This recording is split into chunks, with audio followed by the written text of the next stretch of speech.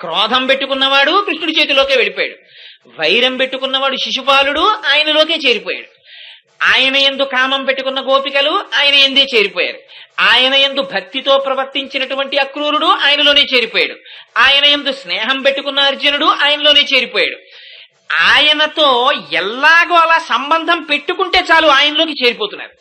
అందుకని కావలసింది ఏమిటి? ఆయనతో సంబంధం పెట్టుకోవడం. ఆ సంబంధం పెట్టుకోవడంలో పొరపాటు, కానీ ఆయన పొరపాటు కాదు సంహరించడం. కుంభకర్ణుడు భగవంతుని పట్ల విరోధంతో ప్రవర్తించాడు. దీపం అందరికీ వెలుగునిస్తుంది. ఆ దీపాన్ని అక్కడ పెట్టుకుని రామాయణం చదువుకుంటున్నాడు ఆయన. దిక్కుమాలిన దీప పురుగు ఎక్కడి నుంచో ఎగురొచ్చి ఆ దీపంలో పడి కాలిపోయింది. అది దీపం తప్ప ఆ దీపం ఈయనకి రామాయణం చదువుకోవడానికి ఉపయోగపడుతోంది. అదే దీపం అక్కడ ఉన్న కత్తిని అటుగా వస్తున్న వారికి చూపించి, అయ్యో ఇక్కడ కత్తి ఉందని కాలు వెయ్యకుండా చేసి ఆ కత్తిని పక్కన పెట్టి నడిచేటట్టు చేసింది.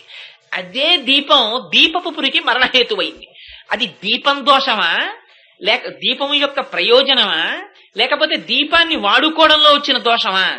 దీపాన్ని వాడుకోవడంలో దోషం. అందుకని ఆయన పరమాత్మే. కానీ కుంభకర్ణుడికి తెలియలేదు పరమాత్మగా ఆయన్ని ఉపాసన చేయడం. తెలియక వైరం పెట్టుకున్నాడు, వైరంతో సమసిపోయాడు. అందుకని ఆయనని మేము ఇవాళ నువ్వు ఆ కుంభకర్ణుడు రాముడి చేతిలో మరణించినప్పుడు ఆయన నీకు ఆ నిద్రనిచ్చేస్తే అంతకన్నా గొప్ప నిద్ర నువ్వు పోతున్నావా అని అడుగుతున్నారు వాళ్ళు.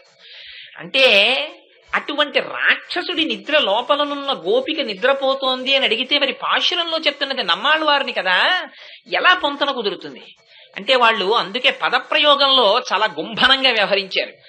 కుంభకర్ణుడు అనలేదు, కుంభకరుణుడు అన్నారు కదమ్మా. ఆ ద్రవిడ భాషలో మాట్లాడేటప్పుడు కుంభకరుణుడు అని పిలిచారు.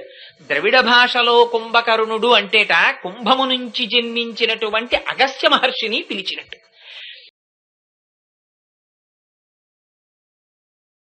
తల్లి కడుపులో ఉండగా మనకొకసారి పూర్వజన్మ స్మృతి ఉంటుంది. ఇంతకు ముందు ఎన్ని కోట్ల జన్మలు అనుభవించామో కళ్ళ ముందు ఒక్కసారి సినిమా రీల్ తిరిగినట్టు తిరుగుతుంటుంది. తిరిగితే ఇన్ని ఉపాధులు పొంది ఇంతమందితో సంబంధం పెట్టుకుని ఇంతమందికి భార్యో భర్తో తల్లో తండ్రో పిల్లాడో పిల్లో అన్నో తమ్ముడో అక్కో చెల్లెలో ఇన్ని సంబంధాలు పెట్టుకున్నా ఎవ్వరి వల్ల నేను ఉద్ధరింపబడలేదు అని ప్రార్థన చేస్తాడు. స్వామి ఇంకొక అవకాశం ఇయ్యి, నన్ను బయటికి తోసేయి, నేను ఈ మాట నీ పాదములు విడిచిపెట్టనంటాడు. అంటే స్వామి ప్రసూతి వాయువై బయటికి తోసేస్తారు. తోసేస్తే భూమి మీద పడగానే శఠమనేటటువంటి వాయువు వచ్చి పట్టుకుంటుంది. ఈ వాయువు పట్టుకోగానే ఆ పూర్వజన్మ స్మృతి పోతుంది. అందుకని ఆ శఠమునకు అరి కాబట్టి దేవాలయానికి వస్తే శఠారి పెట్టండి అని పెట్టించుకుంటారు. ఆ శఠారి తల మీద పెట్టించుకుంటే మళ్ళీ ఒక్కసారి తాను అసలు ఈ శరీరంతో ఈ భూమండలం మీదకి ఎందుకు వచ్చాడో జ్ఞాపకం వస్తుంది. ప్రయోజనం భగవంతుణ్ణి పొందడానికి వచ్చాననేటటువంటి స్మృతిని పొందడానికి ఆ పాదుకల్ని శఠారి అన్న పేరుతో పెట్టించుకుంటారు. నమ్మాళ్ళవారు వారు కూడా తల్లి కడుపులోంచి బయటికి రాగానే అసలు నమ్మాళ్ళవారు జననమే చాలా చిత్రంగా జరిగింది. ఎందుకంటే క్యారియర్ అనేటటువంటి పేరు కలిగిన తండ్రి గారు ఆయన భార్యతో కలిసి పిల్లలు లేక ఒక దేవాలయానికి వెళ్ళారు. శ్రీ మహావిష్ణువు యొక్క దేవాలయానికి వెళ్ళి ప్రకటంగా ప్రార్థన చేశారు, నాకు వంశోద్ధారకుడైన కుమారుడు కావాలని. వెంటనే శ్రీ మహావిష్ణువు అక్కడ ఉన్నటువంటి అర్చక స్వామిని ఆదేశించారు. ఆయన నోటి వెంట మాట వచ్చింది, వేరొకరేమిటి నేనే నీ కడుపున కొడుకుగా పుడుతున్నాను అన్నారు. సరే, దీని వెనకాతలు ఇంకా చాలా పెద్ద కథ ఒకటి జరిగి ద్రవిడ భాషని ఉద్ధరించవలసినటువంటి అవసరం ఒకటి కలిగింది. ఒకనాడు శ్రీమన్నారాయణుడు వరమిచ్చి ఉన్నారు అలాగా, అది నమ్మాళ్ళ వారితో చేయించాలనుకున్నారు. అనుకుని ఆ తల్లి కడుపున ఆయన ఆవిర్భవించారు. కానీ పుట్టినది మొదలు ఆయన ఎన్నడూ తల్లి పాలు తాగలేదు, ఏడవలేదు, నవ్వలేదు, మాట్లాడలేదు. ఆ పిల్లవాడిని తీసుకుని బెంగబెట్టుకున్నారు తల్లిదండ్రులు. ఏమిటో ఇంత వరమిచ్చాడు పరమాత్మ, వీడు తల్లి పాలు తాగడు, శుష్కించిపోతున్నాడు, నవ్వడు, ఏడవడు, మాట్లాడడు, కదలడు, అలా ఉంటాడు. సరే, భగవంతుడిచ్చినటువంటి వరం ఆయనే చూసుకుంటాడనుకున్నారు. 12వ రోజు వచ్చేసింది, అశౌచం తీరిపోయింది. ఆ పిల్లవాడిని తీసుకుని ఆదినాథుడు అనేటటువంటి పేరు కలిగిన శ్రీ మహావిష్ణువు దేవాలయం ఉంది ఆ ఊళ్ళో. ఆ ఆలయానికి తీసుకెళ్లి ఆ పిల్లవాడిని స్వామికి చూపించి, స్వామి ఈ పిల్లవాడిని ఏమి చేసినా నీదే రక్ష అని అక్కడ ఎదురుగుండా ఓ చింత చెట్టు ఒకటి ఉంటే ఆ చింత చెట్టు కూడా ఆదిశేషుడు వచ్చేట, నమ్మాళ్ళవారు వారు వస్తున్నారని వచ్చి అది తన శాఖలతో కొన్ని 100 మందికి నీడనివ్వగలిగినటువంటి చెట్టు. ఆ ఆదిశేషుడే చింత చెట్టుగా వెలిస్తే చెట్టుకు ఉయ్యాల కట్టి అందులో ఆ పిల్లవాడిని పడుకోబెట్టారు. పడుకోబెట్టి ఇంక ఈ పిల్లవాడిని మన ఇంటికి తీసుకెళ్లి చేసేది మీ కనపట్టలేదని ఆ ఉయ్యాల్లో విడిచిపెట్టి వెళ్ళారు. ఆ పిల్లవాడు మెల్లిగా ఉయ్యాల్లోంచి దిగి ఆ చింత చెట్టు తొర్రలోకి వెళ్లి కూర్చున్నాడు. ఆయన ఎప్పుడూ ఎవరితోనూ మాట్లాడలేదు, అందులో కూర్చుని ఉండేవారంతే. కూర్చుని పుట్టిన దగ్గర నుంచి ఆయన బ్రహ్మానందాన్ని పొందుతూ ఉండిపోయారు. ఇది ఎలా చేశారు, ఎందుకు చేశారంటే మనకి తెలియదు. ఇది మనం నోటితో చెప్పడానికి వాక్కు అందేది కాదు. ఆయన కారణ జన్ములు. అందుకే మిగిలిన ఆళ్వార్ల కన్నా నమ్మాళ్ళ వారికి ఒక ప్రత్యేకత ఇస్తారు వైష్ణవ సాంప్రదాయంలో. మిగిలిన వారు ఏదో ఒక ఆయుధము యొక్క అంశ. నమ్మాళ్ళ వారికి ఒక్కరికి వైష్ణవ సాంప్రదాయంలో ఒక ప్రత్యేకమైనటువంటి గౌరవవాచకం ఉంది. ఆచార్య అని పిలుస్తారు ఆయన్ని. ఆయన తిరువాయిమొళి అనేటటువంటి పరమ పవిత్రమైనటువంటి గ్రంథాన్ని ఒకటి ఇచ్చారు. అది ఇంచుమించుగా వేదముల యొక్క సారము అని నమ్ముతారు వైష్ణవ సాంప్రదాయంలో ఉన్నవాళ్ళు. అటువంటి నమ్మాళ్ళు వారు పుట్టిన దగ్గర నుంచి చాలా వింతగా ప్రవర్తించడం వల్ల మారన్ అని పిలిచారు ఆయన్ని. ఎందుకని అసలు పిల్లాళ్ళ ఆయన పాలు తాగలేదు, పిల్లల్లా ఏడవలేదు, పిల్లల్లా నవ్వలేదు, పిల్లల్లా కదలలేదు, పిల్లల్లా మాట్లాడలేదు, పిల్లల్లా ప్రవర్తించలేదు. అందుకని మారన్ అని పిలిచారు. అందరికీ తల్లి కడుపులోంచి బయటికి రాగానే శఠమనే వాయువు వచ్చి పట్టుకుంటుంది. నమ్మాళ్ళ వారిని కూడా పట్టుకుందామని శఠమనే వాయువు వచ్చింది. వస్తే పుడుతూనే ఆయన హుంకారం చేశారు. ఆ హుంకారం చూసి ఆ శఠం పారిపోయింది. ఆ శఠము పట్ల హుంకారము చేసిన వారు కనుక ఆయనకి శఠకోపులని పేరు వచ్చింది. ఆయన చింత చెట్టు తొర్రలో కూర్చుని తపస్సు చేస్తున్నప్పుడు పరమప్రీతి చెందినటువంటి ఆదినాథుడనేటటువంటి పేరు కలిగిన శ్రీ మహావిష్ణువు తన మెళ్ళలో ఉన్నటువంటి ఆ వనమాలని తీసి ఆయన మెళ్ళో వేశారు. అందుకని ఆయన్ని వకుళమాలా విరాజితుడు అనేటటువంటి అర్థం వచ్చేటట్లుగా కూడా ఆయన్ని పిలుస్తారు.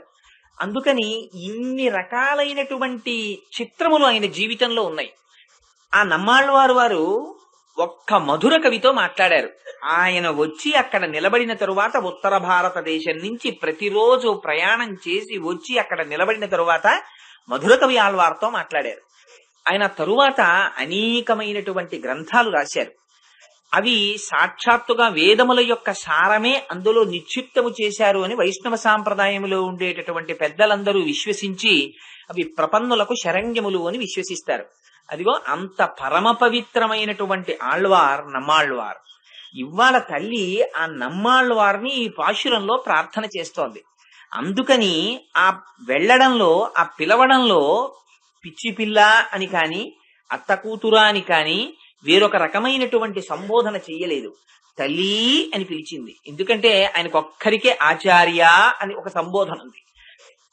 అందుకని పిలిచేటప్పుడు మా అందరికన్నా ముందు వచ్చి వ్రతము చేసి ఆ సుఖస్వరూపమైనటువంటి భగవంతుని యొక్క అనుభవమును పొందుతున్న గోపిక, ఓ తల్లి, నువ్వు నీ దర్శనమును మాకు ఇవ్వకపోతే పర్వాలేదు, కాని ఆ కవాటమును నీవే తీసి మాకు ఒక్కసారి నీ మాట వినపడేటట్టుగా, ఒకవేళ కవాటమును తీసి మాకు దర్శనమివ్వడం అనేటటువంటిది నీ బ్రహ్మానుభవమునకు ప్రతిబంధకమని నువ్వు భావిస్తే మాకు వినపడేటట్టుగా ఒక్కసారి మాట్లాడు అని అడుగుతారు. ఎందుచేత అంటే ఇది అడగడంలో బాహ్యమునందు తల్లి ఒక గోపకాంత ఎలా ప్రవర్తిస్తుందో అలా ప్రవర్తిస్తోంది కనుక బాహ్యంలో పాశురాన్ని చూసినప్పుడు ఏమిటి అలా మేమందరం వ్రతానికని బయలుదేరి వెడుతుంటే నువ్వు ఒక్కదానివి లోపల అలా నిద్రపోతున్నావు, అంతగా భగవదనుభవం పొందుతున్నావు అంటే మాకన్నా గొప్పగా వ్రతాన్ని పూర్తి చేసేసి ముందుగానే భగవంతుని యొక్క అనుభవాన్ని పొందేస్తున్నటువంటి దానివా, అందుకని లేచిరా అని గోపకాంత యొక్క స్థాయిలో నిలబడి మాట్లాడినప్పుడు వచ్చేటటువంటి అర్థం. అప్పుడు ఆ స్థాయిలో ఆవిడ భగవంతునే ఉపాయముగా ఉపేయముగా విశ్వసించి నేను చెయ్యవలసినటువంటి కర్తృత్వం అన్నది ఒకటి లేదు, కేవలముగా భగవంతుని యొక్క అనుగ్రహమే దీనికి మార్గమై నాకు బ్రహ్మానందాన్ని ఇస్తుందనేటటువంటి విశ్వాసము కలిగినటువంటి మహాజ్ఞాని ఎలా ఉండిపోతాడో అలా ఉండిపోయినటువంటి స్థితిలో ఇవాళ ఆ గోపికని చూపిస్తున్నారు. బాహ్యమునందు ఇంకా లోపలికి వెడితే నమ్మాళ్ళవారు వారు పుట్టుకతోని బ్రహ్మానందాన్ని అనుభవిస్తూ ఉండిపోయినటువంటి వ్యక్తి ఆయన నోరు విప్పి మాట్లాడడమే శ్రీరామరక్ష అయినట్టుగా, ఆయన నోరు విప్పి మాట్లాడడమే మనందరికీ గొప్ప మార్గదర్శకమైనట్టుగా ఇవాళ ఆ గోపికని తల్లి నువ్వు నోరు విప్పి మాట్లాడు. ఎందుకని అటువంటి వారి యొక్క దర్శనమివ్వడము, వారు మనని చూడడము, వారిని మనము చూడడము విడిచిపెట్టండి. వారు నోరు విప్పి మాట్లాడితే చాలు. ఎందుకని వారు సర్వకాలముల యందు బ్రాహ్మీ స్థితిలో ఉండేటటువంటి వారే. ఎప్పుడు నిరంతరము లోపల బ్రహ్మానుభవాన్ని పొందుతుంటారు. అందుచేత వారి నోటి వెంట వెలువడినటువంటి వాక్కు కూడా బ్రహ్మవాక్కే. అందుకని ఆ వాక్కుకి అటువంటి శక్తి ఉంటుంది. అందుకని అటువంటి మాటలు, వారి నోటి వెంట వచ్చినటువంటి మాటలు మనకి మార్గదర్శకములై ఉంటాయి. ఒక్క మాట వారు నోరు విప్పి మాట్లాడతారు. ఆ మాట ఎటు తీసుకెళ్లిపోతుందో, ఎంత లోతుకి తీసుకెళ్తుందో, ఎంతమందిని మారుస్తుందో, దాని మీద ఎన్ని వ్యాఖ్యానాలు వస్తాయో మనం అర్థం చేసుకోలేము. ఇక్కడ వీళ్ళు మాట్లాడుతున్నది బయటికి ఏదో బాహ్యంలో పాశురంలా కనపడుతుంది, కానీ లోపల నిజంగా అటువంటి బ్రాహ్మీ స్థితిలో ఉండి భగవంతుణ్ణి అనుభవించేటటువంటి వారు నోరు విప్పి మాట్లాడినటువంటి మాట చాలా లోతైనటువంటి భావనతో ఉంటుంది. దీనికి మీకు ఈ మధ్య కాలంలోది ఒక్క ఉదాహరణ చూపిస్తాను. రమణ మహర్షికి సర్కోమా వ్యాధి వచ్చి మోచేతి వెంట రక్తం కారుతుండేది, పుండులోంచి కారుతుంటే ఒకనాడు ఆయన సోఫాలో పడుకుని ఉండేవారు. ఆ సోఫాలో లేంచి తొట్టు పడుతూ లోపలికి ఎడుతున్నారు. 104 డిగ్రీల జ్వరం కాస్తోంది, చేతి వెంట రక్తం కారిపోతోంది, ఒళ్ళు వణికిపోతోంది. ఆ స్థితిలో సోఫాలోంచి లేచి అడుగు తీసి అడుగు వెయ్యలేక తడబడ్డారు. తడబడితే ఆ ఎదురుగుండా కూర్చున్నటువంటి శిష్యులు గబగబా లేచి వచ్చి ఆయన చేయి పట్టుకున్నారు. పట్టుకుంటే మహర్షి ఇలా చూశారు. చూస్తే వాళ్ళు అన్నారు, భగవాన్ మీరు పడిపోతారేమోనని పట్టుకున్నాం అన్నారు. అంటే రమణులు అన్నారు, ఆయన చాలా తక్కువ మాట్లాడేవారు. ఆయన అన్నారు, మీరు పట్టుకుని నన్ను పడేస్తారు అన్నారు. నిజంగా ఈ మాట మీద volumes and volumes of literature వచ్చింది. తర్వాత వాళ్ళ దృష్టిలో ఈయన్ని పడిపోకుండా పట్టుకుంటున్నారు. భగవాన్ దృష్టిలో మీరు పట్టుకుని నన్ను పడేస్తారు అన్నారు. ఆ మాట అనడంలో చాలా గొప్ప భావన ఉంది. అందుకే ఆయన దగ్గరికి ఎవరైనా వచ్చి, ఏమండి ఆశ్రమంలో ఓవర్ హెడ్ వాటర్ ట్యాంక్ కట్టిద్దాం అనుకుంటున్నాం, 5,000 లీటర్లు చాలా, 10,000 లీటర్లు పెట్టించమంటారా అని అడిగితే మీరేమీ చెయ్యకుండా ఉండడం నాకు ఎక్కువ ఆనందం అనేవారు. ఇలా వెంటపడ్డ వాళ్ళందరూ ఆఖరికి ఏ స్థాయికి ఆయన్ని దింపేస్తారో ఆయనకి తెలుసు. లేనిపోని లంపటాలు కల్పిస్తారని. అందుకని చాలా దూరంగా ఉండేవారు. ఆ జ్ఞానమును పొందనివాడు, ఆ స్థితిని పొందనివాడు ఏదో పెద్ద ప్రయోజనం చేసినట్టుగా ఆయనకి శరీరమునందు భావన లేని వాడిని వెళ్ళి ఆయన శరీరం పడిపోతుందేమోనని పట్టుకోవడం అంటే ఆయన్ని కూడా లాగేయడం శరీర స్థితిలోకి. ఆయన ఆత్మస్థితిలోకి నువ్వు పెరగలేదు, ఆయన్ని శరీర స్థితిలోకి లాగుతున్నావు. నీకు ఎప్పటికి అర్థం అవుతుంది? నా దగ్గర ఎన్నాళ్ళు కూర్చుంటే అర్థం అవుతుంది, ఇది ఎన్నాళ్ళు వింటే అర్థం అవుతుంది నీకు. ఇది ఆయన బాధ. అందుకని నన్ను పడకుండా పట్టుకున్నాననుకుని మీరు నన్ను పడేస్తారన్నారు. అంటే మీరు నన్ను ఇలా పట్టుకోగా మీరు పెరగడమేమో, నేను పడిపోతానేమో కూడా. అందుకని ఆ మాటలో అంత వ్యంగ్యం, ఆ మాటలో అంత ఉద్ధరణ. అలా వాళ్ళు నోరు విప్పి మాట్లాడడమే చాలు. ఒక్క మాట మాట్లాడారా, అది మన జీవనమునకు రక్షణ హేతు అవుతుంది. అది మనం నడవవలసినటువంటి మార్గాన్ని సూచిస్తుంది. అది ఎలా మనం ప్రవర్తించాలో నేర్పుతుంది. అందుకని వాళ్ళ గోపికలు అంటారు, నువ్వు నీ దర్శనమును ఇయ్యకపోతే సరి. ఎందుకనంటే బ్రహ్మానుభవాన్ని అనుభవించేటటువంటి వ్యక్తుల యొక్క దర్శనము కూడా అంత తేలికేం కాదు. అసలు యథార్థంగా పాశురాన్ని ఒక్కసారి అలా పక్కన పెట్టండి. పక్కన పెట్టి మీరు బాహ్యంలోకి వచ్చి ఒక్కసారి మామూలుగా మాట్లాడుకుంటే, అసలు ఈ బ్రహ్మానందాన్ని అనుభవించడం అనేటటువంటి స్థితిని పొందినటువంటి మహాపురుషులుంటే వాళ్ళు అంత తేలికగా బ్రహ్మానందాన్ని వాళ్ళు అనుభవిస్తుండగా మనకి దర్శనాన్ని పొందేటటువంటి స్థితిలో కూడా వాళ్ళంత తేలికగా ఏం దొరకరు. అసలు వాళ్ళు ఎక్కడో చాలా నిర్జనమైనటువంటి ప్రదేశంలో గుహలలో కూర్చుని ఆ బ్రహ్మానందాన్ని పొందుతూ ఉంటారు తప్ప, అందరిలోకి వచ్చి ప్రదర్శన కోసం అని చెప్పి బ్రహ్మానందాన్ని అనుభవిస్తున్నానని పద్మాసనాలేసి కూర్చునేటటువంటి వాళ్ళు చాలా తక్కువగా ఉంటారు. అందుకని అసలు అటువంటి స్థితిలో ఉన్న వాళ్ళని దర్శనం పొందడమే కష్టం. అసలు అవి రెండు పరస్పర భిన్నాలు. బ్రహ్మానందం అనుభవిస్తున్న వాడికి బాహ్య జగత్తుతో సంబంధం లేదు కనుక వాడు అంతర్ముఖుడై ఉంటాడు. అంతర్ముఖుడై ఉన్నవాడు మీకు దర్శనం ఎలా ఇస్తాడు? అది కుదిరేటటువంటి విషయం కాదు.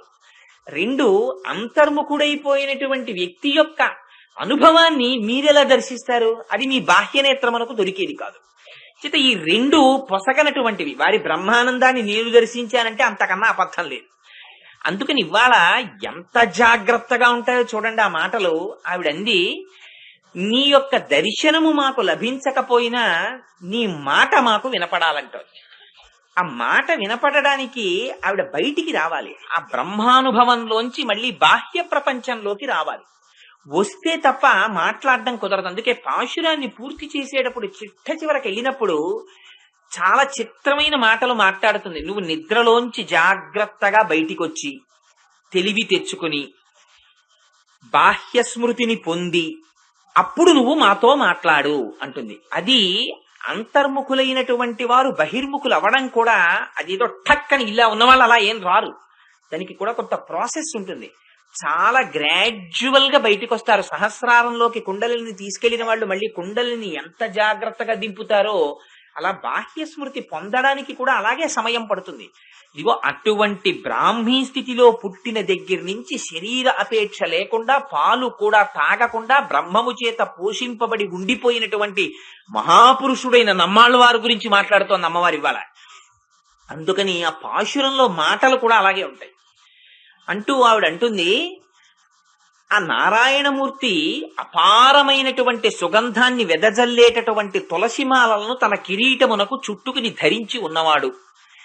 ఏ అర్హత లేకపోయినప్పటికీ మేము వెళ్లి ప్రార్థించినంత మాత్రము చేత మాకు పరమ పురుషార్థమైనటువంటి పర అనేటటువంటి వాయిద్యాన్ని ఇచ్చినవాడు అంది. చూడండి, ఆ రెండు మాటలు ప్రయోగించింది ఆవిడ. ఆయన ఎటువంటి నారాయణుడుట? తులసిమాలను తెచ్చి తన కిరీటమునకు చుట్టుకున్నటువంటి నారాయణుడు, లేదా తులసిమాలలు చుట్టబడినటువంటి కిరీటమును ధరించిన నారాయణుడు. ఆయన తెచ్చి చుట్టుకోడుగా, చుట్టబడి తులసిమాలలు చుట్టిన కిరీటం ఉన్నవాడు. ఈ తులసిమాల చుట్టుకోవడం అనేటటువంటిది ఒక విచిత్రమైన ప్రయోగం. ఎందుకంటే తులసి శ్రీమన్నారాయణుడికి అలంకారం చేస్తారు. అందుకే రామదాసు గారు కూడా మొట్టమొదటి పద్యంలోనే శ్రీరఘురామ చారు తులసీ దళధామ శమక్షమాది శృంగార గుణాభిరామ త్రిజగన్నుత శౌర్యరమాలలామ దుర్వార కబంధ రాక్షస విరామ జగజ్జన కల్మషార్ణవోత్తారక నామ భద్రగిరిదాశరథి కరుణాపయోనిధి అన్నారు.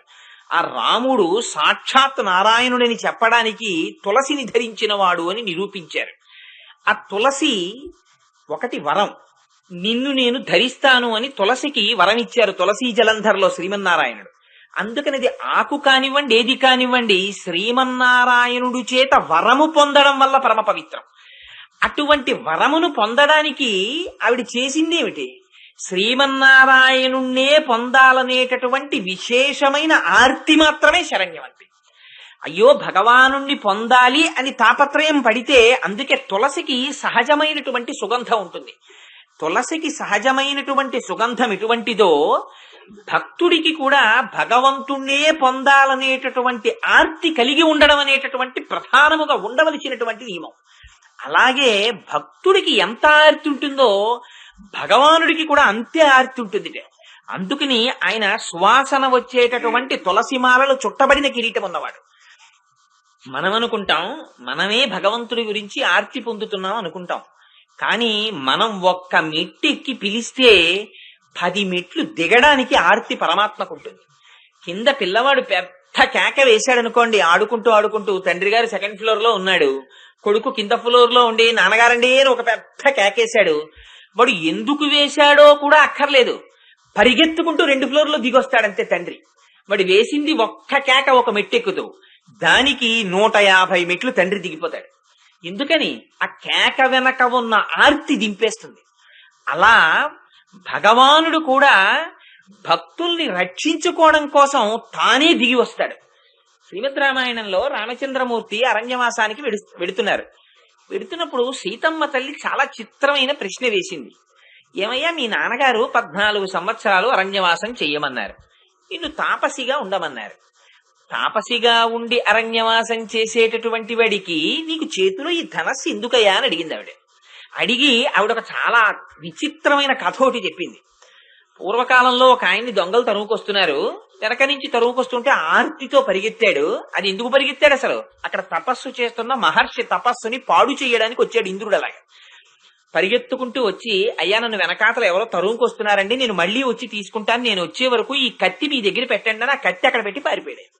అలాగే లేవయ్యా నా కత్తి పాపని తీసుకున్నాడు ఆ ఋషి. తీసుకుని కూర్చున్నాడు. ఆయన మళ్ళీ వచ్చినప్పుడు ఆ కత్తి ఇచ్చేద్దాం అనుకున్నాడు. తపస్సు చేసుకుంటూ ఉండేవాడు. మధ్య మధ్యలో గుర్తొచ్చేది. మళ్ళీ ఆయన వచ్చినప్పుడు కత్తి ఇచ్చేయాలి, బాగుండదని చెప్పి కత్తి ఉందో లేదో చూసుకుంటూ ఉండేవాడు. ఆ కత్తి మెల్లిమెల్లిగా ఏమిటంటే ఎవరు వచ్చి పట్టుకుపోతారో, ఏ చెట్టు కొట్టుకోవడానికో అని ఆ కత్తి తీసి ఆసనం కింద పెట్టుకున్నాడు. పెట్టుకుని తపస్సు 2-3 గంటలు అయిపోగానే ఒకసారి కత్తి ఉందో లేదో ఎత్తి చూసుకుంటూ ఉండేవాడు. ఇలా కత్తి మీద ధ్యాస మరలగా మరలగా మరలగా చిట్ట చివరికి ఆయన దారి దొంగ అయ్యాడు. ఎందుకని? వస్తువులో రజోగుణ తమోగుణ ప్రకోపాలున్నాయి. అటువంటి వస్తువు దగ్గర పెట్టి వెళ్ళిపోయాడు ఆయన. ఆ వస్తువు చేసేసింది చేయవలసిన పని ఎంత. ఒక్కొక్క వస్తువు ఇంట్లో ఉంటే 7 తరాల నుంచి వస్తున్న ఐశ్వర్యాన్ని ఒక్క 10 అట్టముక్కలు చేత్తో పట్టుకోవడం అలవాటైతే చాలు, నిశ్శబ్దంగా పతనం అయిపోతుంది ఐశ్వర్యం. అందుకని ఏవి ఇంట్లో ఉంచుకోవాలో కూడా నేర్చుకోవాలి. కొన్ని వస్తువులు ఇంట్లో ఉండడం కూడా ప్రమాదహేతువే. ఒక కత్తి పాడు చేసేసిందయా ఒక ఋషిని. నీకెందుకు చేతిలో కోదండం? ఈ కోదండం పట్టుకున్న దగ్గర నుంచి నీకు అప్పుడప్పుడు బాణాలు వెయ్యాలని, వాడు మంచివాడని, వీడు చెడ్డవాడని, వీడు రాక్షసుడిని ఒక ఊహ వస్తుంటుంది. ఇవి నిష్కారణమైన శత్రుత్వాలు అవి పెంచుతాయి. ఎందుకు ఏదో వచ్చాం హాయిగా 14 ఏళ్ళు అరణ్యంలో గడిపేసి మన అయోధ్యగా మనం వెళ్ళిపోతే వదిలిపోయి నీకు ఎందుకయ్యా ఇదని అడిగింది ఆవిడ. అడిగితే రామచంద్రమూర్తి అక్కడ చెప్పారు లక్షణాన్ని. ఆయన అన్నారు, నేను సహజంగా క్షత్రియుణ్ణి, నేను అరణ్యమునకు రాని ఎక్కడికి వెళ్ళని, రక్షణ నా ప్రథమ కర్తవ్యం. ఆర్తితో ఎవరు రామా అని పిలిచినా నేను రక్షణకి ముందు నిలబడతాను. ఆ రక్షణకి పనిముట్టైనటువంటి కోదండం ఆ రక్షణకి సూచనగా ఎప్పుడూ నా చేతుల్లో ఉంటుంది, దీన్ని విడిచిపెట్టను అని మహర్షులు వచ్చి రామా నువ్వు మమ్మల్ని రక్షించాలన్నారు. మిమ్మల్ని తప్పకుండా రక్షిస్తానన్నారు. సీతమ్మ తల్లి ఆ మహర్షుల్ని రక్షిస్తానంటే రాక్షసులతో యుద్ధం చెయ్యాలి.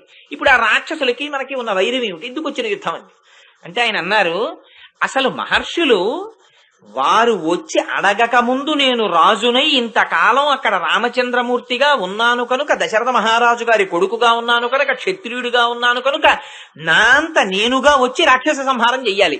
అలాంటిది ఇవాళ వాళ్ళొచ్చి నన్ను అడిగారు, రామా రాక్షసుల్ని చంపని.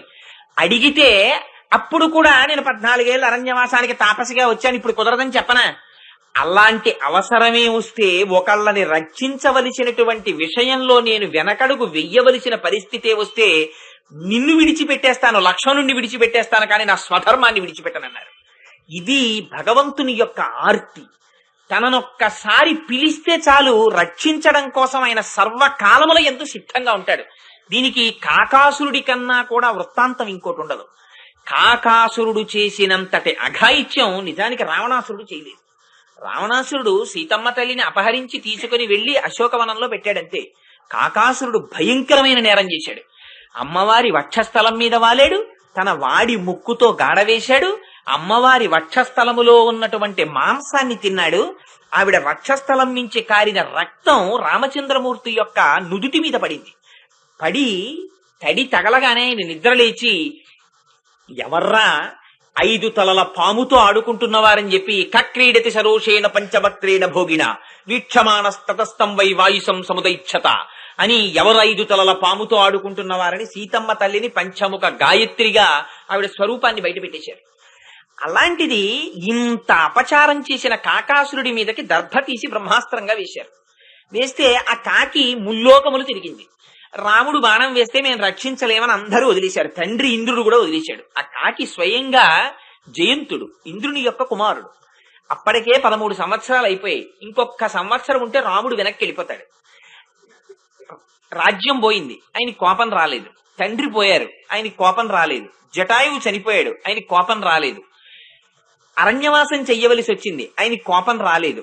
మరి ఏమి చేస్తే కోపం వస్తుంది? ఎప్పుడు రావణాసురుణ్ణి సంహరిస్తాడు? లేకపోతే ఈ సంవత్సరం అయిపోతే ఆయన అయోధ్యకి వెళ్ళిపోతాడు. వెళ్ళిపోతే ఇంకా రామావతార ప్రయోజనం నెరవేరాలంటే రావణాసురుడు సంహరింపబడాలి. ఏమి చేస్తే కోపం వస్తుంది చూడడానికి జయంతుణ్ణి పంపించాడు ఇంద్రుడు. సీతమ్మ తల్లి జోలికి విడితే రాముడికి కోపం వస్తుందని తెలుసుకున్నారు. ఇందుచేత సీతమ్మ తల్లి జోలికి విడితే కోపం వచ్చింది ఆయనకి. అక్కడ అసలు రహస్యాన్ని సీతమ్మ తల్లి, అందుకే ఇది అభిజ్ఞానం అని చెప్పింది. హనుమ వచ్చి, అమ్మా నువ్వు నాతో రానంటున్నావు కదా, పోన్లే అమ్మా రాముడికి ఏదైనా గుర్తు చెప్తాను, ఓ గుర్తు చెప్పమ్మా అన్నారు. అంటే ఏదైనా మంచి గుర్తు చెప్పాలంతే కానీ ఇదిగో ఈ కాకాసుర వృత్తాంతం గుర్తు చెప్పింది. ఏమిటి ఈ కాకాసుర వృత్తాంతం చెప్పడం ఎందుకు? అంటే ఆవిడ రామచంద్రమూర్తి ఒడిలో తల పెట్టుకుని పడుకుని ఉండగా ఆ మాంసపు ఒరుగుల కోసం వచ్చినటువంటి కాకిని బెడ్డలు పెట్టి కొట్టింది. తన మొలనూలు తీసి వడ్డాణం తీసి కొట్టింది. అది కొడుతున్నంతసేపు రాముడు నవ్వుతూ అన్నారు, సీత కాకి మీద మొలనూలు విసిరావా అన్నారు. అదే సీతమ్మ చెట్టు దగ్గర కూర్చుని రాముడు ఆవిడ ఒడిలో పడుకుని నిద్రపోతుండగా తాను కదిలితే రామచంద్రమూర్తి యొక్క నిద్రాకాలిక సౌందర్యమునకు భంగం ఏర్పడుతుందని కదలడం మానేసి కాకి వచ్చి వక్షస్థలాన్ని పొడుస్తున్న కన్నుల వెంట నీరు కారుస్తూ కూర్చుండిపోయింది. వెంటనే లేచి బ్రహ్మాస్త్రం వేశాడు.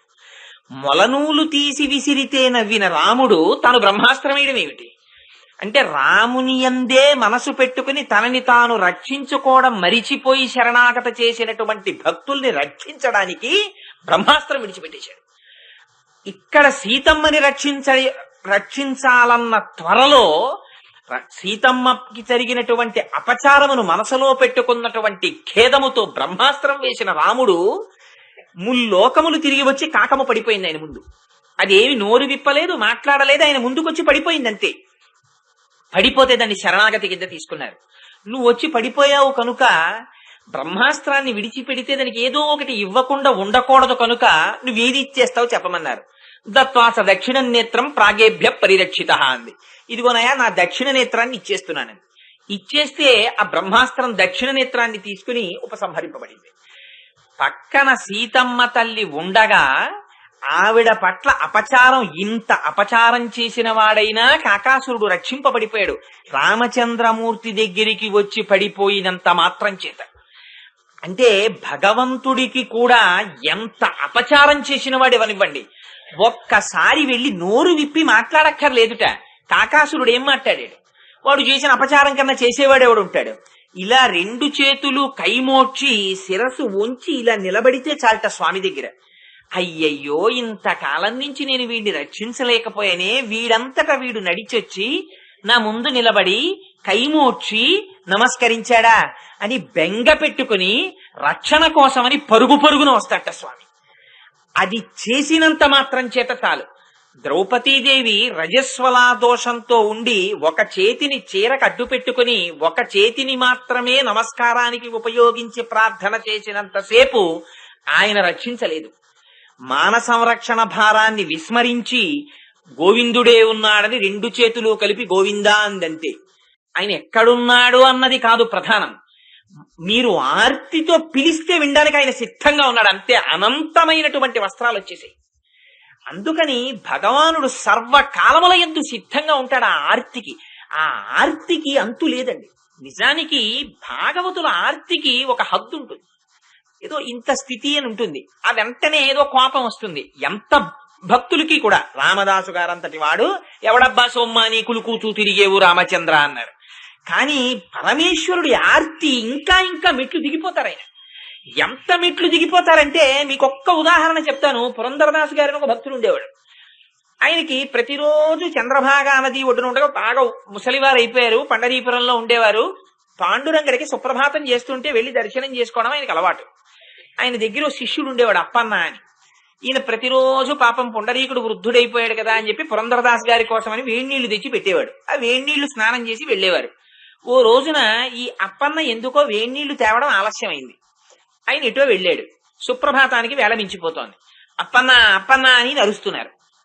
అయ్యో అరుస్తున్నాడు, పాపం నా దగ్గరికి రావాలని ఆర్తి పొందుతున్నాడని పరిగెత్తుకుని వెళ్లి ఆ పాండురంగడే వేడి నీళ్లు తెచ్చి అక్కడ పెట్టాడు. పెడితే ఇంతసేపు ఎక్కడికి పోయావురా వేడి నీళ్లు ఇవ్వకుండా జుత్తు పట్టి వంచి వీపు మీద ఒక్క దెబ్బ కొట్టారు. కొడితే వీపు తడువుకుంటూ వెళ్ళిపోయాడు మహానుభావుడు. ఈయన వేడి నీళ్లు స్నానం చేసి పాండురంగడి దర్శనానికి వెళ్లారు. వీపు వాచిపోయి ఇంత పెరిగిపోయి ఉంది. మహానుభావుడు యోగులు దర్శనం చేద్దామంటే దొరకని వాడిని జుత్తు పట్టి వంచి వీపు మీద కొట్టేశారు భక్తులు.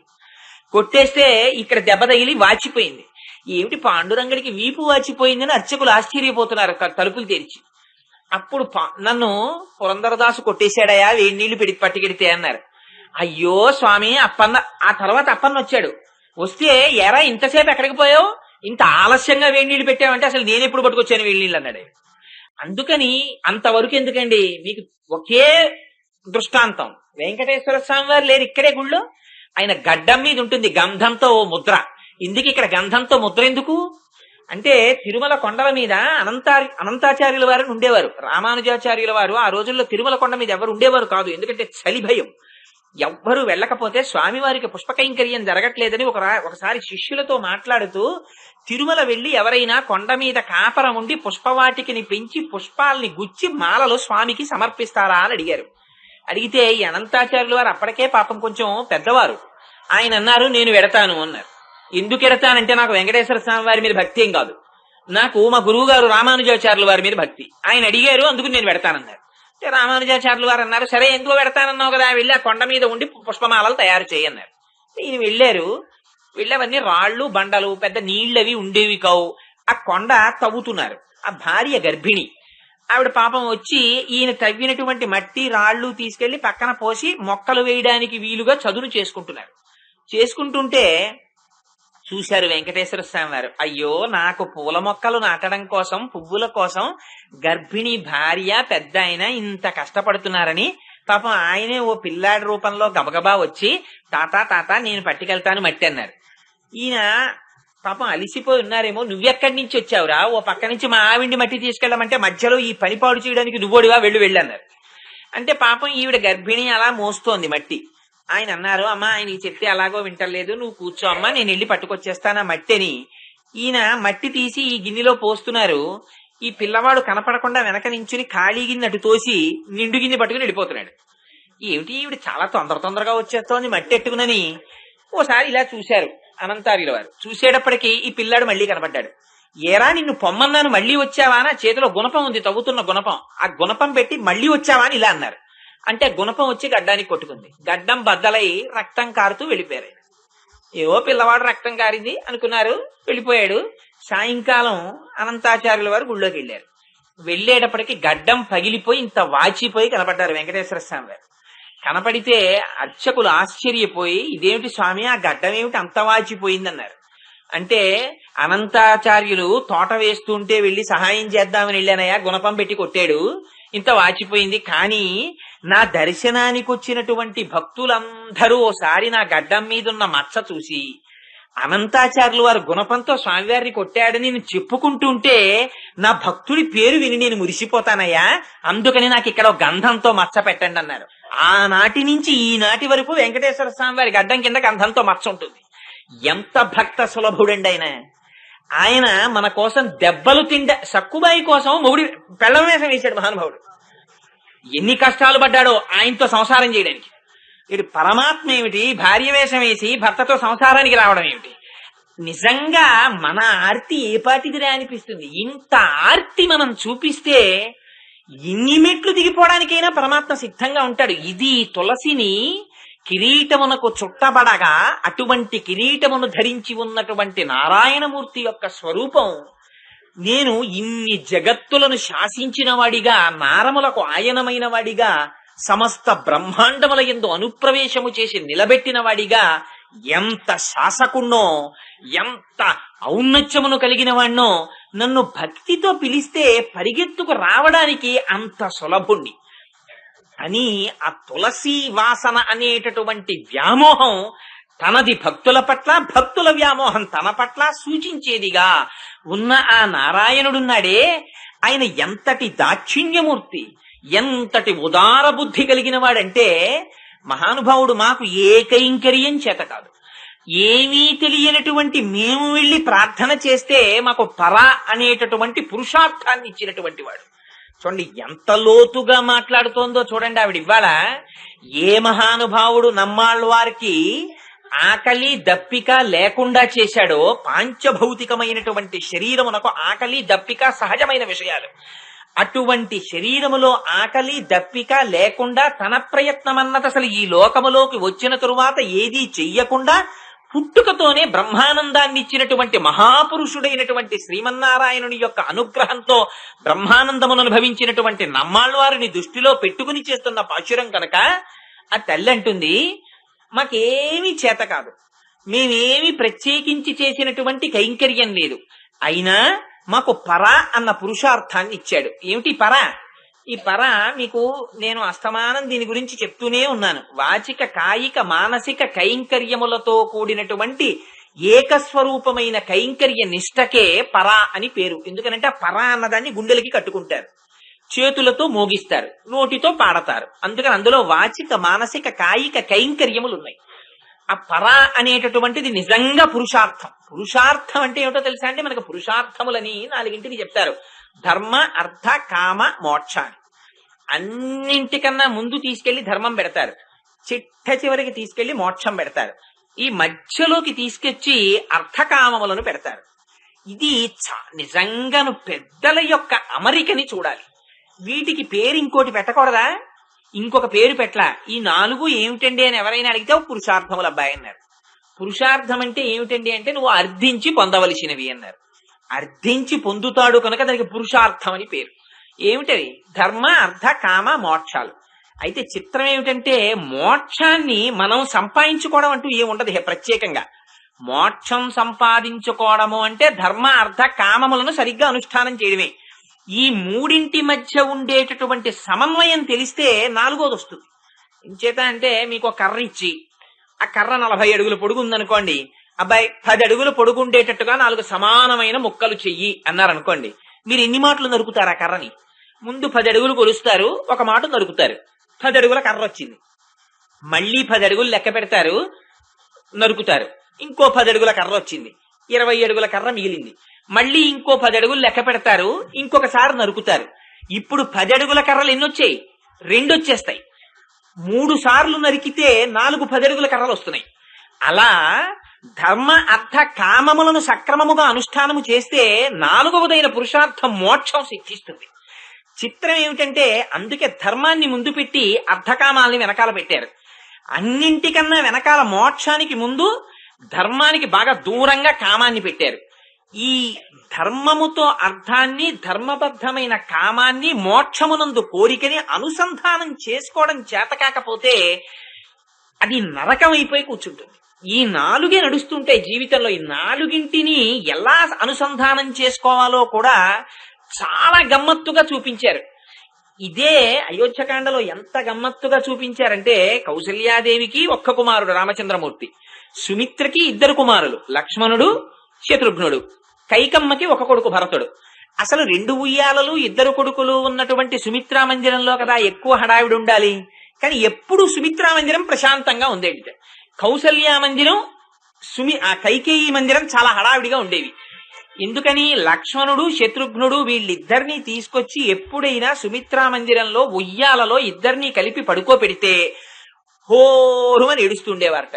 ఏమిటి ఇంత ఏడుస్తున్నారని సుమిత్ర పాపం లక్ష్మణుణ్ణి ఆ భుజం మీద వేసుకుని, పెద్దక్క కాబట్టి కౌశల్య ఇంటికెళ్ళి, అక్క ఏమిటి పిల్లాడిలా గొక్క పట్టి ఏడుస్తున్నాడంటే ఏదిలా పడుకోబెట్టనేది. రాముడి పక్కన పడుకోబెట్టేటప్పటికి ప్రశాంతంగా కూర్చునేవాట. లక్ష్మినో లక్ష్మి సంపన్న అని ఆయన ఎప్పుడూ ఆ రాముడి పక్కన పడుకునేటప్పటికీ సుఖంగా ఉండేవారు. అసలు ఆ బాలకాండలో వాళ్ళిద్దరి అనుబంధం వినాలి. ఎన్ని రహస్యంగా శ్లోకాలు మాట్లాడారో మహర్షి. ఆ రాముడు లక్ష్మణుడు లేకపోతే తినేవాడు కాదు, లక్ష్మణుడు రాముడు లేకపోతే తినేవాడు కాడన్నారు. ఇద్దరు అంత హాయిగా ఉండేవారు. తీసుకొచ్చి శత్రుఘ్నుడి పక్కన మళ్ళీ పడుకోబెడితే మళ్ళీ ఏడుపు మొదలు. ఏమిటి ఇలా ఏడుస్తున్నారని శత్రుఘ్నుడిని తీసుకెళ్లి భరతుడి పక్కన పడుకోబెట్టేస్తే ఆయన ప్రశాంతంగా ఉండేవాడు. అందుకని పాపం 2 పిల్లలున్నా సుమిత్ర మందిరంలో పిల్లలు ఉండేవారు కాదు. ఒక్కొక్క పిల్లలైనా వాళ్ళ మందిరాల్లో 2 పిల్లలు ఉండేవారు. ఏమిటి ప్రశాంతతకి కారణం? రాముడు ధర్మం, ఆ లక్ష్మణుడు అర్థం, శత్రుఘ్నుడు కామం, భరతుడు మోక్షం.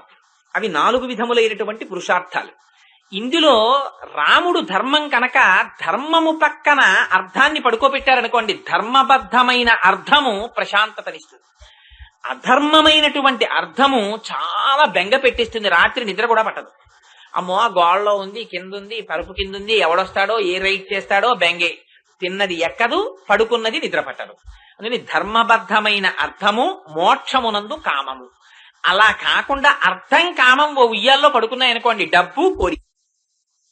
భగవంతుని యొక్క కైంకర్యము చెయ్యగలిగినటువంటి అదృష్టము కన్నా అదృష్టము వేరొకటి ఉండదు. కేవలం నామాన్ని నోటితో చెప్పినంత మాత్రము చేతనే అంత ఫలితాన్ని వస్తుంటే, ఇంకా మనస్సు, శరీరము, నోటి మాట 3 ఏకరీతిగా నిలబడ్డాయనుకోండి, ఇంకా నిజంగా దానికి ఎంత వైభవం ఉంటుందో ఆలోచించండి. అందుకని ఈ మూడు కలిసి ఉండడం పరమ పురుషార్థమైనటువంటి భగవంతుణ్ణి పొందడానికి మార్గం అవుతోంది. ఇది మనంత మనంగా తెచ్చుకోగలిగినది కాదు. ఇది తెచ్చుకోవడానికి అడ్డుపడేటటువంటి శత్రువులైనటువంటి కామక్రోధాదులను పరిమార్చి ఆయన మనకివ్వాలి. దీనికి మేము చేసిన పరిశ్రమ ఏమిటి? మేమేమి పరిశ్రమ చేయలేదు. వెళ్ళి కృష్ణ అని పిలిచామంతే. మా కోసం మా వంశంలో మా కులంలో పుట్టినవాడా అని సంతోషించామంతే. పిలిచి మాకు పరమ పురుషార్థాన్ని ఇచ్చేశాడు. అంతటి దయామయుడే ఆయన. అంతటి దయామయుడైన నారాయణుడు. మరి నువ్వేమిటి లోపల కుంభకర్ణుడు రామచంద్రమూర్తి చేతిలో మరణించినట్లు మరి ఇంత దయామూర్తి కదా స్వామి. ఇంత దయామూర్తి ఆ కుంభకర్ణుడి పట్ల సంహరించవలసిన వాడు కావడం ఏమిటి అంటే, దోషం పరమాత్మలో ఉండదు, దోషం ఉపాసనలో ఉంటుంది. అంటే కామంతో ప్రవర్తించిన వాళ్ళు భగవంతుణ్ణే పొందుతారు, క్రోధముతో ప్రవర్తించిన వాడు పరమాత్మనే పొందుతాడు, విరోధంతో ప్రవర్తించిన వాడు భగవంతుణ్ణే పొందుతాడు, భక్తితో ప్రవర్తించిన వాడు ఆయన్నే పొందుతాడు. ఎందుకని అంటే మనస్సు లక్క ముద్ద లాంటిది, కాల్చిన లక్క లాంటిది. దాని మీద మీరు ఎలాంటి ముద్ర వేస్తే అలా పడుతుంది.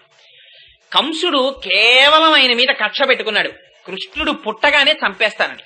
అందుకని ఎప్పుడు చూసినా కుడుచుచు తిరుగుచు అరుగుచు కూర్చుండి లేచు ననవరతంబున్ హరి తలచి తలచి జగమా హరిమయముగ చూచ కంసుడు ఆరనియలుకన్. ఆ వైరంతో అమ్మో కృష్ణుడు పుట్టేస్తాడేమో, కృష్ణుడు పుట్టేస్తాడేమో, కృష్ణుడు పుట్టేస్తాడేమో అని బెంగ పెట్టుకుపోయి చచ్చిపోయాడు. చిత్రం ఏంటంటే భాగవతాన్ని చచ్చిపోతామని తెలుసు పరీక్ష మహారాజు గారికి, 7 రోజుల్లో చచ్చిపోతామని. 7 రోజుల్లో చచ్చిపోతే ఏమిటి విచిత్రం? 7 రోజులు నాకు భాగవతం చెప్పండి అని విన్నాడు పరీక్ష మహారాజు గారు. సుఖంగా చచ్చిపోయాడు ఆయన. సుఖంగా చచ్చిపోవడం అంటే ఏముందండి, శరీరం వదిలేశాడు.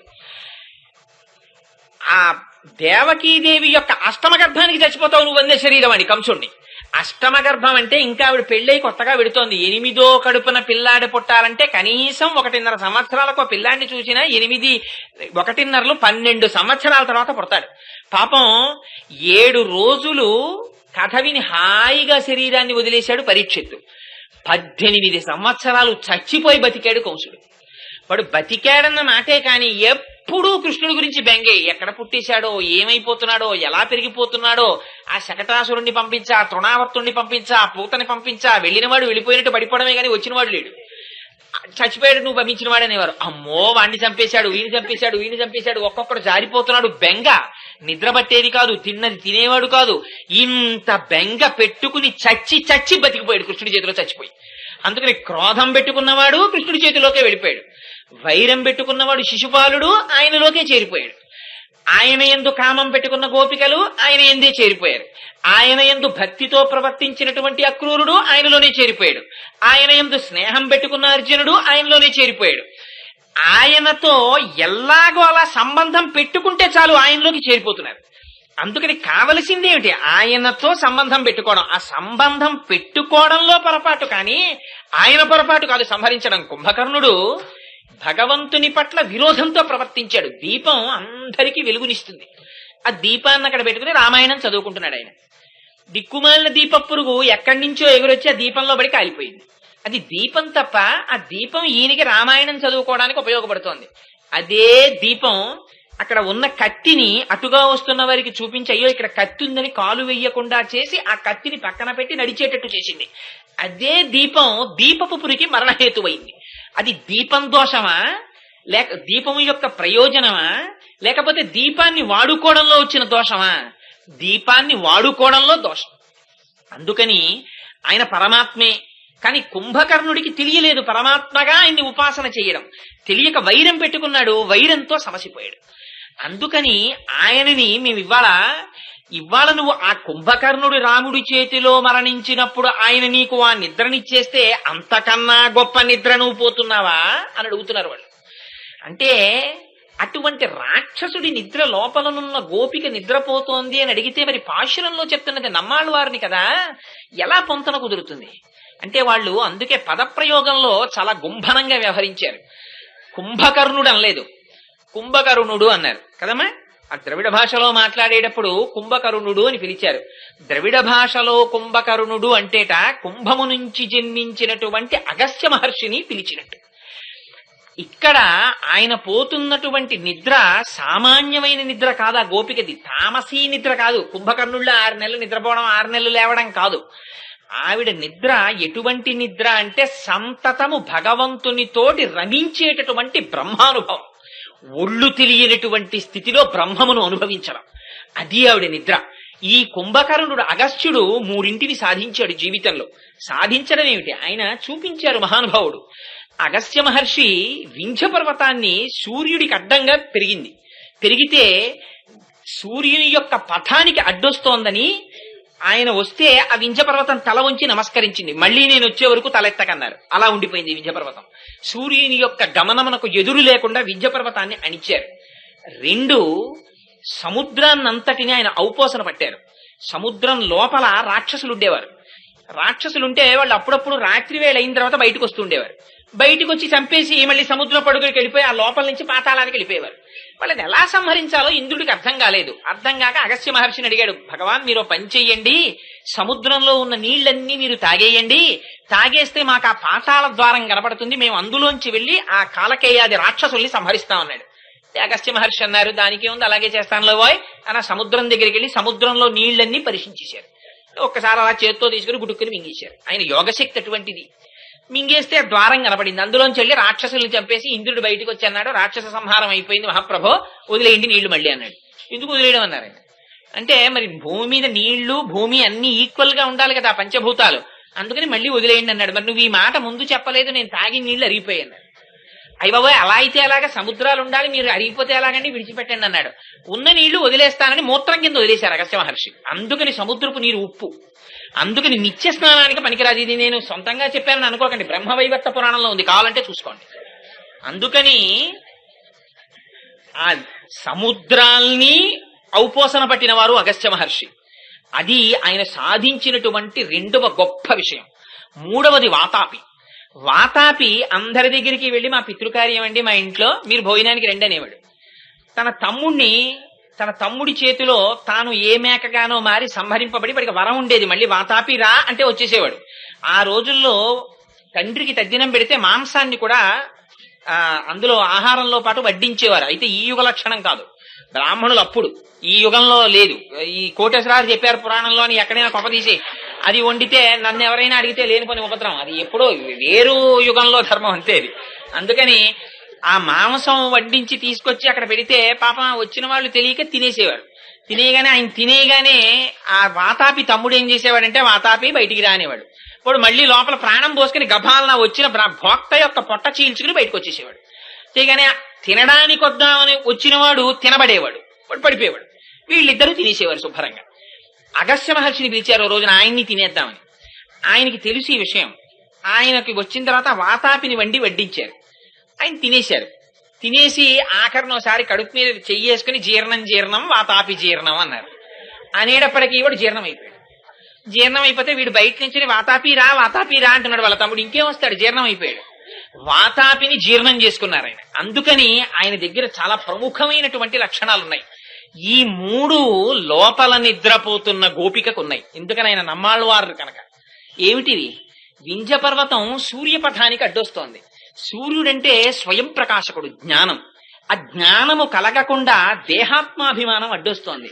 అసలు ఈ దేహాత్మాభిమానం మొట్టమొదటి నుంచి తల్లి కడుపులోంచి వచ్చిన దగ్గర నుంచి లేనివారు. అందుకని దేహాత్మాభిమానమును అధిగమించినటువంటి గోపిక లోపలుంది. 2, ఆయన సముద్రాన్ని ఔపోసన పట్టారు. సమస్త శాస్త్రములలో ప్రతిపాదింపబడినటువంటి అన్ని రహస్యములను తాము తెలుసుకున్నారు.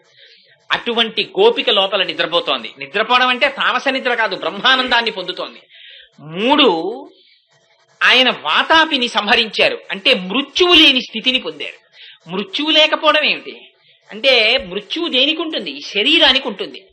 అసలు చాలా ఆశ్చర్యకరమైన విషయం ఏమిటంటే, మనందరికీ ఒక పనికిమాలిన బెంగోటు ఉంటుంది. అంటే మనందరికీ అని నేను ఎందుకన్నానంటే ఆ మాట నాకు కూడా ఉంది కాబట్టి. అందుకని మీకు అని అనడానికి నాకేం అధికారం లేదు. ఏమిటా బెంగ అంటే, చచ్చిపోతానేమో అని బెంగ.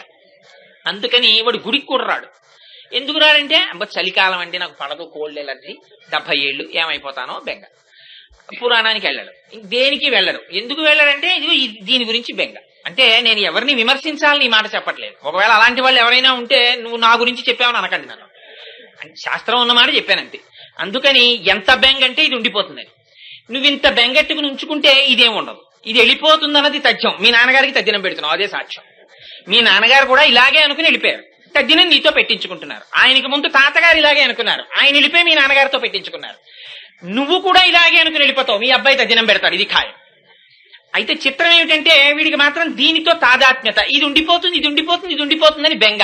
ఎంత బెంగ అంటే ఇది ఎంత పనికిరాని బెంగ అంటే, పక్కింట్లో దొంగలు పడ్డారనుకోండి, వీడు 6 నెలలు తలుపులు చాలా జాగ్రత్తగా వేసుకుంటాడు. తలుపులు జాగ్రత్తగా వేసి రాలేదు అని బెంగెట్టుకుంటాం, 7 దొంగలు వచ్చి ఎత్తుకుపోతారని. పక్కింట్లో దొంగలు పడ్డారనే నీకంత బెంగే నీ ఇంట్లో గురించి. మరి పక్కింట్లో చచ్చిపోయారు, చాలా చావులు వచ్చాయి పక్కింట్లో. ఏ ఇంట్లో చావు లేకుండా ఉంటుంది? పక్కింట్లో చచ్చిపోయారు ఒకప్పుడు, ఎవరో ఒకళ్ళు చచ్చిపోకుండా ఉంది పక్కిళ్ళు, చచ్చిపోయారు. కాబట్టి అక్కడ దొంగలు పడితేనే నువ్వు బెంగెట్టుకుంటే, అక్కడ అగ్నిహోత్రం పుడితేనే నువ్వు బెంగెట్టుకుంటే, అక్కడ కరెంటు పోతేనే నువ్వు బెంగెట్టుకుంటే, అక్కడ చచ్చిపోయారు కాబట్టి ఇక్కడ కూడా ఎప్పుడప్పుడు వస్తాడు వాడు. అక్కడ చంపినవాడు ఇక్కడ చంపడానికి రాడేమిటి? మరి దానికి నువ్వేం కూడబెట్టుకుంటున్నావు?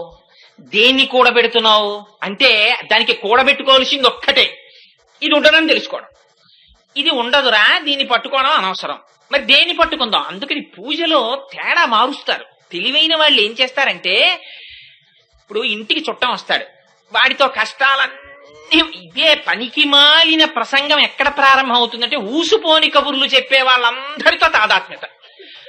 ఎక్కడైనా భగవన్నామని చెప్తోందంటే అబ్బాయి ఎంత బోరో ఆవలింతలు వచ్చేస్తుంటాయి.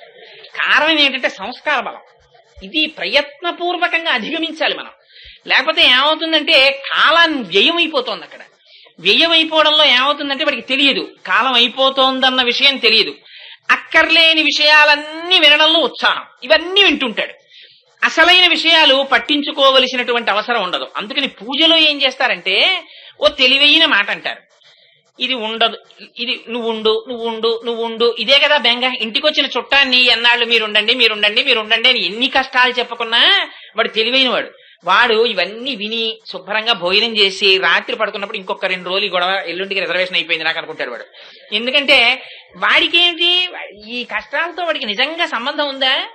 వాడికి ఏం అంత పెద్ద సంబంధం లేదు, ఏదో బంధువు కాబట్టి కొంచెం నీ కష్టం వాడి కష్టంలో పెద్ద యాక్షన్ 500 చేస్తాడు అక్కడ. అంతేగాని నిజంగా వాడే నీ కష్టం వాడి కష్టం ఏం అయిపోదు. దీనికి ఏమిటంటే పాపం ఏదో తప్పదు, వీడికో పాపం పుణ్యం ఉన్నాయి, అది అనుభవించడానికి తీసుకొచ్చాడు దీన్ని. అది అయ్యే వరకు నేను అనుభవించాలి కదా, ఇది అనుభవిస్తే కదా లోపల మనస్సు అనుభవిస్తుంది. అందుకని దీనికి ఒకరు పుట్టాలి, దీనికి కాలు నొప్పి పెట్టాలి, దీనికి మోకాలు నొప్పి పెట్టాలి, ఓ రోజు ఇది ఏసీలోకి వెళ్ళాలి, ఈ సుఖాలు దుఃఖాలు ఇది అనుభవిస్తుంటే ఏదో రోజు బెంగెట్టుకుని నాతో పట్టుకుంటున్నాడు, నేను ఉంటానేట్రా, నేను ఇలా పోయేదని ఊరికే నన్ను పట్టు కూర్చుంటాడు, నేను ఉంటానా అంటుంటుంది పాపం ఇది. కానీ చిత్రం ఏంటంటే ఎప్పుడూ ఉండేది ఒకటి ఉంటుంది లోపల ఆత్మ, దాని జోలికి వీడెళ్ళడు. అందుని పెద్దలు ఏం చేస్తారంటే దీన్ని అడగరు, నువ్వుండు నువ్వుండు నువ్వుండని దీన్ని అడగరు. దేన్ని అడుగుతారంటే నువ్వు వెళ్ళిపోయేటప్పుడు నన్ను వదిలేయకు, నువ్వు వెళ్ళిపోయేటప్పుడు నన్ను వదిలేయకని లోపల ఉన్నదాన్ని అడుగుతారు. అది వెళ్ళిపోతే కదా ఇది పడిపోతుంది. అందుకని దాన్ని పట్టుకుంటారు, దాని కాళ్ళు అట్టుకుంటే అది ఉపకారం చేస్తుంది. అది వెళ్ళిపోయే ముందు ఏం చేస్తుందంటే పాపం అస్తమానం నన్ను అడిగేవాడని దా అని తనలో కలుపుకుంటుంది. కలుపుకుంటే సుషుమ్నలోంచి తీసుకెళ్తుంది. సుషుమ్నలోంచి తీసుకెడితే బ్రహ్మగారి సభలో కూర్చోబెడుతుంది. అందుకని మళ్ళీ దీంట్లోకి రావాల్సిన అవసరం ఉండదు. ఆ వైరాగ్యం పెంచుకుంటాడు. అందుకని ప్రయత్నపూర్వకంగా ఇదేం అమంగళం కాదు, లోపల జ్ఞానమే యథార్థానికి. ఇది ఉండదు ఇది ఉండదు అనోసారి మననం చేసుకుని ఇది ఉంటుంది. ఏంటి, మా అమ్మగారు వెళ్ళిపోలా, రుద్రభూమిలోకి వెళ్ళిపోయారు, ఆవిడ శరీరం విడిపోయింది, ఆవిడ శరీరం అంతర్ధానం అయిపోయింది. అలాగే ఒకనాడు ఇది వెళ్ళిపోతుంది. ఆనాడు నేను తీసుకెళ్లిపోయినట్టే నా కొడుకు నన్ను తీసుకెళ్లిపోతాడు. ఇది అంతే, ఆ శరీరం పంచభూతాల్లో కలిసిపోతుంది. ఇది ఉంటుందా? ఇది ఏమీ ఉండదు. ఈ ఉంగరాలు తీసేస్తారు, ఈ మెళ్ళలో ఉన్న గొలుసులు తీసేస్తారు, ఈ బట్టలు తీసేస్తారు, ఇది వెళ్ళిపోతుంది అని లోపల ఎక్సర్సైజ్ చేసుకుంటాడు. చేసుకుంటే ఏమవుతుందంటే ధైర్యం వస్తుంది. అవును, ఆ సత్యాన్ని యాక్సెప్టబిలిటీ అంటారు, యాక్సెప్ట్ చేయగలిగిన ధైర్యం వస్తుంది. ఈ లేని భీరుత్వం ఏం చేస్తుంటే పిరికితనం భ్రాంతి వైపు తీసుకెళ్తుంది. తీసుకెళ్లిన చివరికి రిజల్ట్ నిల్. ఎంత మీరు తాపత్రయపడి కల్లరి బొమ్మయవు కాయంబునొల్లా ఇదేం ఉండదు, నా వల్ల కాదని వెళ్ళిపోతుంది. పాపం అలా సాక్షి మాత్రంగా అదే స్థాయిలో ఆ మనస్సు పట్టుకుని అక్కడ చూసి అయ్యో ఇది కారిపోయింది నడిస్తే మళ్ళీ భగవంతుడు ఇంకో శరీరం ఇస్తాడు, మళ్ళీ దాంతో తిరగడం. అందుకని దీంతో పెట్టుకోకుండా సరే నువ్వు వెళ్ళిపోతానన్నావు, నేను ఒప్పుకున్నా, నిజమేలే నువ్వు వెళ్ళిపోతావు, ఉంటాయేంటి ఎంతమంది వెళ్ళిపోలేదని, కానీ లోపల ఉన్నది ఒకటి ఉంది కదా, నువ్వు మాత్రం మళ్ళీ ఇలా శరీరాల్లో దూరకు, నువ్వు వెళ్ళిపోయేటప్పుడు నీతో కలుపుకుని నన్ను పట్టుకెళ్ళిపో, నీతో కలుపుకుని నన్ను పట్టుకెళ్ళిపో అంటే ఆయన పరమాత్మ స్వరూపమై ఇక్కడ ఉంటాడు. అందుకని ఆయన ఏం చేస్తాడంటే చివరవో కన్సెషన్ ఇస్తాడు. ఏమిటా కన్సెషన్ అంటే, పిల్లాడు లెక్కల్లో చాలా పూర్, అదృష్టవశాత్తు వాళ్ళ నాన్నగారే లెక్కల మేస్తారు అనుకోండి, పేపర్లు అట్టుకుని ఇంటికి వచ్చాడు. ఇంటికి వస్తే దిద్దుకుంటున్నాడు పిల్లాడి మార్కులు, దిద్దుకుని 12 పాస్ అవ్వలేదు. వాడిని పిలిచి 4 లెంపకాయలు కొట్టి, ఏంట్రా బుద్ధుందా లేదా నీకు, ఏటి ఈ మార్కులు అని అంటే, నేను ఎవరిని టీచర్లు అంటలేదు మండిది, ఏ పెన్సిల్ తో రాసావో పెన్సిల్ పట్రా అని, ఈ లెక్క ఇలా చేయి అని దగ్గర కూర్చుని మొట్టికాయలు కొట్టి లెక్కలు చేయించేసి దిద్దేసి 35 కరెక్ట్ గా వేసేసి ప్యాస్డ్ అని 50కి 35 135 వేసేసి 0 చుట్టేసి కింద సంతకం పెట్టేస్తాడు. అయిపోయిందంటే వాడు పాస్ అయిపోయాడు. ఎవరి దయ? అంటే ప్రభుత్వం మోడరేషన్ ఇచ్చింది, 31 4 మార్కులు మోడరేషన్ ఇచ్చాం, ప్రభుత్వం పాస్ చేసేసింది, వీడు అవ్వలేదు, ప్రభుత్వం పాస్ చేసింది, ఇంకేం ఏడుస్తోలే ఇంకో ఏడాది. అలా భగవానుడు ఏం చేస్తాడంటే చిట్ట ఆయనే వాయు రూపంలో లోపలికి వచ్చి రామ రామ రామ అను, లేకపోతే శివ శివ శివ అను అనోసారి ఆ భగవన్నామని చెప్పించేస్తాడు. చిట్ట చివర భగవన్నామని చెప్తే ఓ గొప్ప ఉపయోగం ఉంది, కింకర్లు వెనక్కి వెళ్ళిపోతారు. యమధర్మరాజు గారికి ఓ ప్రతిజ్ఞ ఉంది, ఒరే చిట్ట చివర ఊపిరి తీసేటప్పుడు ఎవడైనా భగవన్నామని చెప్తే నువ్వు వాడి ఉసురు తీసుకురాకురా, వాడి కాళ్లకున్న మట్టి తీసుకురా, నీ కిరీటం మీద జల్లి నా కిరీటం మీద జల్లుకుంటాడంటాడు ఆయన. అందుకని ఈ చిట్ట చివర ఊపిరే కదండి, ఊపిరితోనేగా మాట్లాడాలి. అందులో ఊపిరిని చిట్ట చివరి ఊపిరిని స్వామి నామం కింద మారుస్తాడు. మారిస్తే ఏమైపోతుందంటే వీడు ఏ బెంగ లేకుండా ఆ స్వామి నామం చెప్పేస్తాడు. అసలు నిజంగా ఒకసారి శాస్త్రంలోకి వెనక్కి వెడితే మృత్యు అంటే ఏమిటి అన్నది డిఫైన్ చేసి వాళ్ళు మాట్లాడతారు. మాట్లాడితే మనకి నిజంగా అయ్యి బాబోయ్ ఇది ఎంత చాలా ఆశ్చర్యక, ఒళ్ళు రోమాంచితం అవుతుంది. ఏమి లేదు, ఏముంది మృత్యు అంటే రిట్రీట్ ప్రాసెస్. ఇంద్రియాలు, ఈ కన్ను చూస్తుందా, కన్ను మాంసపు ముద్ద, రక్త వికారం, లోపల నుంచి ఆత్మ యొక్క శక్తి కంటి మీద పడితే కన్ను చూస్తుంది. ఈ ఇంద్రియాల యొక్క శక్తి ఏమవుతుందంటే వెనక్కి వెళ్ళిపోతుంది, వెనక్కి వెళ్ళిపోయి మనస్సులోకి వెళ్ళిపోతుంది. కానీ ఇంకా మనస్సు పనిచేస్తూ ఉంటుంది, కానీ కన్ను చూడదు. అలా తెరిచిన కన్ను తెరిచినట్టు ఉండిపోతుంది, గుడ్డు కదలదు. నాన్నగారండి నాన్నగారండి అని వచ్చి ఇక్కడ అరుస్తాడు, వినడం. నోట్లో పోస్తూ ఉంటాడు, మింగడం, కారిపోతుంటుంది. వెంటనే అప్పుడు ఒక దిక్కుమాలిన శాస్త్రం ఒకటి వస్తుంది మన వాళ్ళకి. అప్పుడు వస్తారు ఖచ్చితంగా, మంచం మీద పోకూడదు, దింపే బయట పెట్టు అంటారు. అనేటప్పటికీ మిగిలిన వాళ్ళకి అదొక పెద్ద నియమం ఏడవాలని. అందుకని వెంటనే పాపం వాళ్ళ శక్తి వంచన లేకుండా ప్రారంభం చేస్తారు పాపం. కానీ వీడు మనోస్థాయిలో ఉంటాడు ఇంకాను, అందుకని మనస్సు గ్రహిస్తూ ఉంటుంది. అప్పుడు వీడిని దింపేస్తుంటారు. అప్పుడు చూడండి వాడి బాధ ఉంటుంది. ఒక పక్క పాశం వేసి లాగుతుంటారు, ఒక పక్క వీళ్ళు బయటెట్టేస్తుంటారు. చిట్ట చివర ఆత్మలోకి వెళ్ళిపోతాడు, జీవుడిలోకి వెళ్ళి ఇప్పటి వరకు అవిద్యా స్వరూపంగా ఎలా ఉన్నాడో అలా జీవుడిలోకి వెళ్ళి, జీవుడు ఆత్మలోకి వెళ్తే సీక్రెట్ డోర్ ఆయనకొక్కడికే తెలుసు. ఆయన వెళ్ళిపోయే ముందు వీడు చేసిన పాపపుణ్యాలు ఆయనకి తెలిసి ఇక్కడ చిత్రంగా కూర్చుని గుప్తంగా రాశాడు. ఇన్నాళ్ళు పరమేశ్వరుడు ఇచ్చిన జీవితాన్ని ఏ దిక్కుమాలిన సబ్జెక్టులకి వేస్ట్ చేశావో ఆ దిక్కుమాలిన సబ్జెక్టుల యొక్క ఫలితాన్ని బట్టి ఆ డోర్ ఓపెన్ చేస్తాడు. 101 డోర్స్ ఉంటాయి, ఎటు వెళ్ళిపోతాడో తెలియదు. ఆ డోర్లోంచి వెళ్ళిపోతాడు. వెళ్ళిపోతే మళ్ళీ దానికి కావలసిన ఉపాధినిచ్చి మళ్ళీ పంపిస్తారు. అంతే మరణం అంటే. ఇది భగవంతుని యందు నమ్మకం పెట్టుకుని పూనికతో ఉన్నవాడికి ఆయన నిర్భయంగా ఆయన నామం చెప్పిస్తాడు, ఆయన పాదాల్లోకి తీసుకెడతాడు. ఆ మనస్సుకి అలవాటైపోయింది. అందుకే వేలు తలుపులో పడ్డా, లేకపోతే గభాలన కాలు మీద పత్రం పడ్డా, అబ్బా నారాయణ అనో, లేకపోతే శంకర అనో, లేకపోతే శివ అనో అండం అలవాటైతే ఆ క్షణంలో కూడా అదే వస్తుంది. అయితే అదంత తేలిక మాత్రం కాదు, ఎంతో ప్రయత్నం ఉండాలి. ఇక్కడ ఎక్సర్సైజ్ ఉండాలి. ఆ ఎక్సర్సైజు ఎప్పటి నుంచో మొదలైపోవాలి. అది ఎప్పుడో మా రిటైర్మెంట్ తర్వాతేనండి ఎక్సర్సైజ్ అంటే. రిమెంబర్ 101 డోర్లు ఉన్నాయి, అందుకని వెంటనే ఆ డోర్ తెరుచుకోదు.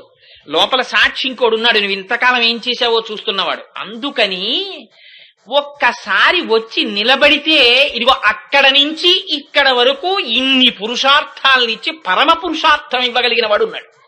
వాడు పరమాత్మ. అంతటి దయామయుడే. అటువంటి పరమాత్మే ఇవాళ లోపల ఉన్న గోపిక ఏమిటి, ఆ మృత్యువుని అధిగమించింది. అదే వాతాపిని జీర్ణం చేసుకున్నటువంటి అగస్త్యుడు, అది కుంభకర్ణుడు. అందుకని లోపల అటువంటి నిద్రపోతున్న గోపిక అంటే మృత్యు ఎవరికి? శరీరానికి, ఆత్మకి లేదు కదా, ఆత్మస్థితిలో ఉండిపోయింది. ఇటువంటి స్థితి కాబట్టి నమ్మాళ్ళవారిని చెప్పారు. అందుకని అటువంటి స్థితిలో ఉన్న గోపిక నువ్వు లేచి ఒక్కసారి మాట్లాడి మాకు దర్శనమిచ్చి, ఎందుకని ఆ నిద్రలోంచి అంటే అంతర్ముఖురాలైపోయి సమాధి స్థితిని అనుభవిస్తున్నటువంటి ఆ బహిర్ముఖురాలై అరమోట్పు నేత్రాలతో ఆ బ్రహ్మానందాన్ని అనుభవించినటువంటి వ్యక్తి మెల్లమెల్లగా వచ్చి మనకి దర్శనాన్ని కటాక్షించి వారు నడుస్తుంటే చూడడమే కళ్ళకి పరమ ప్రయోజనం. వారు నోరి మాట్లాడితే మాట వినడమే పరమ ప్రయోజనం. అందుకని నువ్వు లేచి వచ్చి మాతో కలిసి మమ్మల్ని నడిపించు అని అడుగుతుంది. పైకి మామూలు పాశురం, లోపల పరమ పవిత్రమైనటువంటి మహోత్కృష్టమైనటువంటి జీవితాన్ని కలిగినటువంటి, అసలు పుట్టుక దగ్గర నుంచి బ్రాహ్మీ స్థితి తప్ప వేరొకటి తెలియదు మహానుభావుడికి, నమ్మాళ్ళవారి వారికి. అటువంటి నమ్మాళ్ళవారిని స్తోత్రం చేస్తూ చెప్పినటువంటి పాశురం ఆ పాశురం. ఇందులో తిరుమంగయ్య ఆళ్వార్ని ఆ ఆళ్వారిని స్తోత్రం చేస్తోంది అమ్మవారు. లేదా ఆ ఆళ్వారిని అడ్డుపెట్టి గోపికని నిద్రలేపుతోంది. లేదా నందగోప భవనంలో కృష్ణుడి యొక్క దర్శనానికి వెళ్లేటప్పుడు ఈ ఆళ్వారిని దర్శనం చేసింది. మీరు ఏ స్థాయిలో చూసినా ఆ స్థాయికి సరిపోయేటట్టుగా అమ్మవారు ఆ ఆళ్వారుల జీవితాన్ని అందులో నిక్షేపించి ఈ పాశురాన్ని విజ్ఞాపన చేస్తోంది. అందులో అంటుంది, మంచి లేగ దూడలు కలిగినటువంటి ఆవులు, లేగ దూడలు కలిగి ఉన్నప్పటికీ లేగ వయస్సులో ఉన్నటువంటి ఆవులు, అటువంటి ఆవుల యొక్క పాలు పితకడములో చాలా నైపుణ్యము కలిగినటువంటి వారు, శత్రువులను పరిమార్చగలిగినటువంటి బలము కలిగినటువంటి వారు, అది కాక శుద్ధమైనటువంటి స్వభావము కలిగినటువంటి వారు, అటువంటి గోపబాలుర యొక్క వంశములో జన్మించినటువంటి ఓ బంగారు తీగ, నీ పుట్టలో ఉన్నటువంటి పడగ విప్పిన పాము ఎలా ఉంటుందో అటువంటి నితంబ ప్రదేశము కలిగినటువంటి దానా, నెమలి యొక్క పింఛము వంటి కేశ సౌందర్యము కలిగినటువంటి దానా, నువ్వు ఆ తలుపు తెరిచి నీ కాంతిని ప్రసరించి బయటికి వచ్చి మాతో కూడు. నీ దేహబంధువులు, సఖులు, స్నేహితులు అందరూ బయట నిలబడి నీ కోసమే వేచి ఉన్నారు, వచ్చి మాతో కలు అని ఈ పాశురంలో విజ్ఞాపన చేస్తుంది. ఈ పాశురం లోపల చెప్పేటటువంటి ఆళ్వార్ తిరుమంగయ్యాళ్వారు. తిరుమంగయ్యాళ్వారు ఆయనది కూడా చాలా ఆశ్చర్యకరమైనటువంటి జన్మ. ఆయనకి నీలుడు అని పేరు మొదట్లో. ఆయన విశేషమైనటువంటి భుజబలం కలిగినటువంటి వారు, మిలేచ్ఛ వంశంలో జన్మించారు. ఆయన సరే ఆశ్చర్యం ఏమిటంటే ఆ ఊరి రాజుగారు ఈయన యొక్క భుజబల పరాక్రమములను చూసి ఈయన్ని సామంతరాజుగా నియమించుకున్నారు. సరే కొంతకాలం రాజ్యం చేస్తున్నారు. జరుగుతూ ఉండగా ఒకనాడు ఆ ఊళ్ళో ఒక ఆశ్చర్యకరమైన సంఘటన జరిగింది. వైద్యుడని పేరు కలిగినటువంటి ఒక వ్యక్తి వెడుతూ ఉండగా అప్సరసలు కొంతమంది వచ్చారు. ఆ అప్సరసలలో కొందరు ఏం చేశారంటే హిమాలయ పర్వత సానువుల మీద ఉన్నటువంటి తపస్సు చేసుకుంటున్న కపిల మహర్షి యొక్క స్వరూపాన్ని చూసి ఆయన పట్ల అమర్యాదగా ప్రవర్తించారు. ఆ కపిల మహర్షి ఆగ్రహించి అందులో ఒక అప్సరసకి శాపం ఇచ్చారు. నువ్వు అప్సరసవైనప్పటికీ భూలోకంలో ఒక మ్లేచ్ఛునకు భార్య వగుదువుగాక అని. అందుచేత ఆవిడ ఏం చేసిందంటే మిగిలిన అప్సరసలు ఊర్ధ్వలోకాలకు వెళ్ళిపోయారు. ఆవిడ మాత్రం చేతిలో ఒక తెల్లని కలువ పువ్వు పట్టుకుని నిలబడిపోయింది. తెల్లని కలువ పువ్వు చేత పట్టుకు నిలబడిపోయినటువంటి కాంత కనుక ఆవిడికి కుముదవల్లి అని పేరు వచ్చింది. ఈ కుముదవల్లిని ఒక వైద్యుడు చూశాడు. చూసి తన కుమార్తెగా భావించి ఇంటికి తీసుకెళ్లి పెంచాడు. ఆవిడికి యుక్త వయస్సు వచ్చింది. అపారమైనటువంటి అందచందాలు. ఆవిడ్ని తమ సామంతరాజు గారైనటువంటి ఈ తిరుమంగయ్యాళ్వారు పరిపాలిస్తున్నారు ఆ సమయంలో ఆ ప్రాంతాన్ని. ఆయనకిచ్చి వివాహం చెయ్యాలనుకున్నారు. అనుకుంటే తిరుమంగయ్యాళ్వారు కూడా ఆవిడ యొక్క అందచందములను విని భార్యగా స్వీకరించాలనుకుంటే ఆవిడ ఒక నియమం పెట్టింది.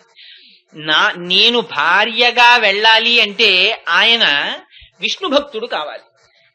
అయి శంఖచక్రములను ఆ తప్తము చేయబడినటువంటి ముద్రలు తన భుజముల మీద తీసుకోవాలి. అలా తీసుకుంటే నేను ఆయనకి భార్యనవుతానండి. తిరుమంగయ్యాళ్వార్ అప్పటి వరకు పరవశైవుడు. ఆయన కుముదవల్లిని భార్యగా స్వీకరించడం కోసం వైష్ణవ మతావలంబకుడు అయ్యారు. తిరుపతి వెళ్లి ప్రత్యేకంగా వైష్ణవ మత స్వీకారం చేశారు. చేసిన తరువాత ప్రతిరోజు 1008 మంది వైష్ణవులకి భోజనం పెట్టాలని ఆవిడ నియమం పెట్టింది. అలా 1 సంవత్సరం పాటు భోజనం పెట్టాలని. సరేనన్నారు. కుముదవల్లిని వివాహం చేసుకున్నారు. 1008 మంది శ్రీ వైష్ణవులకి ప్రతిరోజు భోజనం పెట్టడంలో కొంతకాలం అయిన తరువాత తాను ప్రభువుకి చెల్లించవలసినటువంటి కప్పాన్ని కుముదవల్లికి ఇచ్చినటువంటి మాట ప్రకారంగా శ్రీ వైష్ణవులకి చేసేటటువంటి అన్న సంతర్పణ, దాన్ని తదీయారాధన అంటారు వాళ్ళ సాంప్రదాయంలో. ఆ తదీయారాధనలో వినియోగించడం చేత ఆయన ప్రభువుకి కప్పం కట్టలేకపోతే ప్రభువు రాయబారం పంపించాడు ఆ డబ్బిమ్మని. ఆ డబ్బు లేదు, నేను తదీయారాధనకి వాడానన్నారు. అయితే నీ మీదకి యుద్ధానికి వస్తున్నానని రాజుగారు యుద్ధానికి వచ్చారు. వస్తే ఆ రాజుగారికి తిరుమంగయ్యాళ్వారికి జరిగినటువంటి యుద్ధంలో తిరుమంగయ్యాళ్వారు గెలిచారు. గెలిచినప్పటికీ ప్రభువుకి తాను కట్టవలసినటువంటి కప్పాన్ని కట్టలేకపోయానని బెంగ పెట్టుకు పడుకుంటే శ్రీ మహావిష్ణువు కలలో సాక్షాత్కరించారు.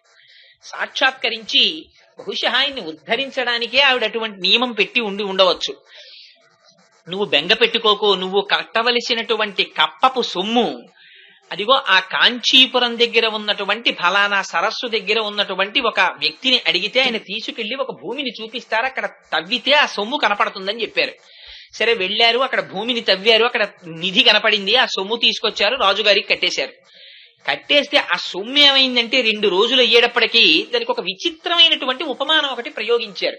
ఆళ్వారుల చరిత్రలో రాస్తూ అన్నారు, ద్రౌపదీదేవికి అనంతమైన వస్త్రములు వస్తున్నప్పుడు దుర్యోధనుడి భార్య భానుమతీదేవి వాళ్ళు అందులో కొన్ని చీరలు తీసి కట్టుకోదామని ప్రయత్నిస్తే ఆ చీరలు అంతర్ధానం అయిపోయాయి.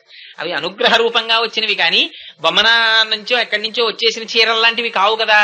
అలా భగవంతుని యొక్క అనుగ్రహం చేత వచ్చినటువంటి ధనం అది. ఆ ధనాన్ని రాజు తీసుకెళ్లి తన యొక్క ఆ కోశాగారంలో పెట్టుకున్నాడు.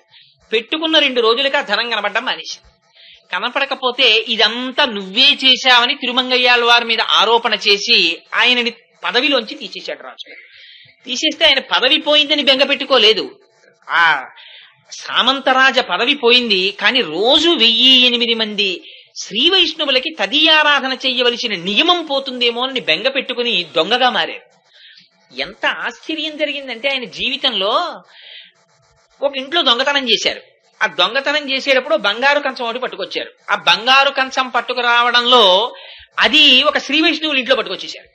పట్టుకొచ్చేయడంలో వాళ్ళు శ్రీ వైష్ణవులు వాళ్ళ ఇంట్లోంచి నేను సాక్షాత్తుగా శ్రీ మహావిష్ణువుని నమ్ముకున్న వారి ఇంట్లో బంగారం కంచం అపహరించానని తర్వాత చాలా బెంగ పెట్టుకుని ఇంకా నేను ఇటువంటి పనులు చేయను, దారి దొంగగా మారి వేదాన్ని ఎవరు విమర్శిస్తున్నారో వాళ్ళ దగ్గరే పట్టుకొస్తానని దారి దొంగగా మారి వేద ప్రామాణ్యమును అంగీకరించని వారి దగ్గర పట్టుకొచ్చేవారు.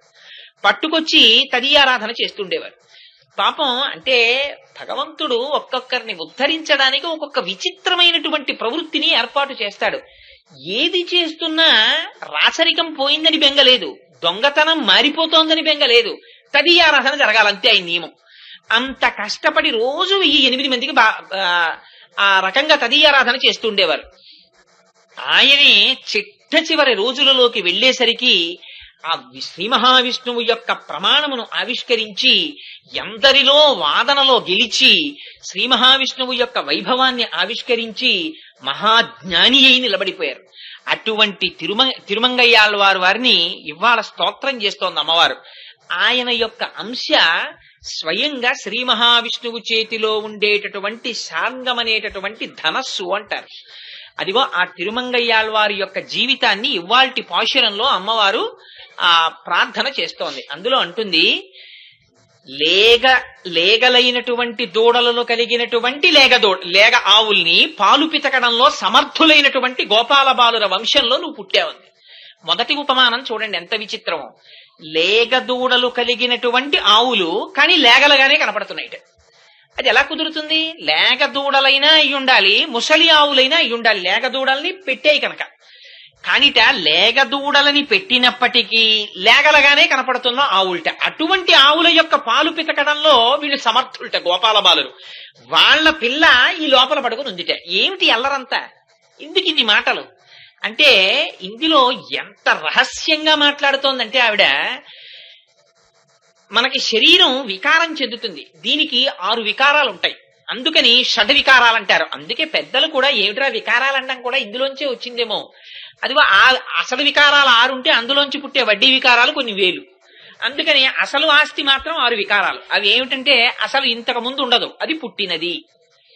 అంతకు ముందు లేదు కదండి. మరి ఇప్పుడు 1959 జూలై 14కి ముందు కోటేశ్వరరావు అనబడేటటువంటి ఈ శరీరం లేదు. ఇది ఆనాడు పుట్టింది కాబట్టి ఉన్నది.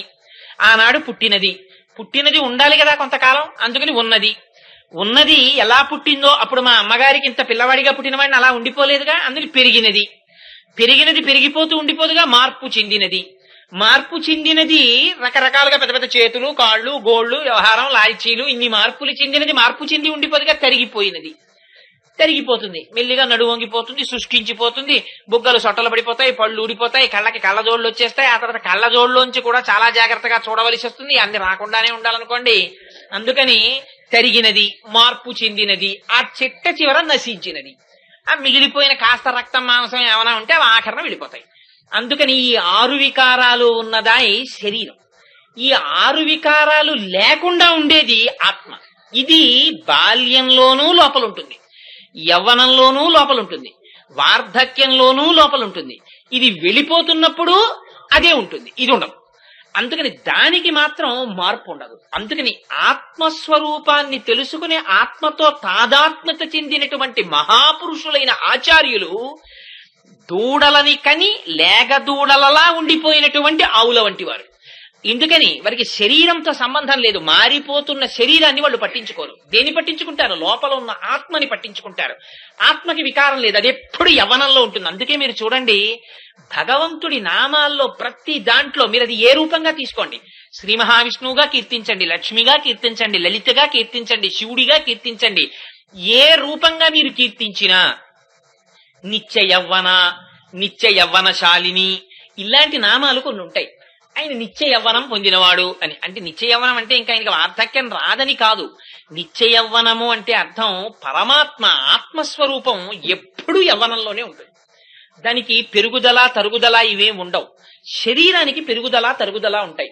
అదిగో అటువంటి ఆత్మస్వరూపాన్ని తెలుసుకున్నటువంటి మహాపురుషులైన వాళ్ళు ఎవరున్నారో అవి ఆవులు. అటువంటి ఆవుల దగ్గర పాలు పితకడం బాగా తెలుసున్న వాళ్ళు, వాళ్ళ పిల్ల ఈ లోపల పడుకున్న అమ్మాయి.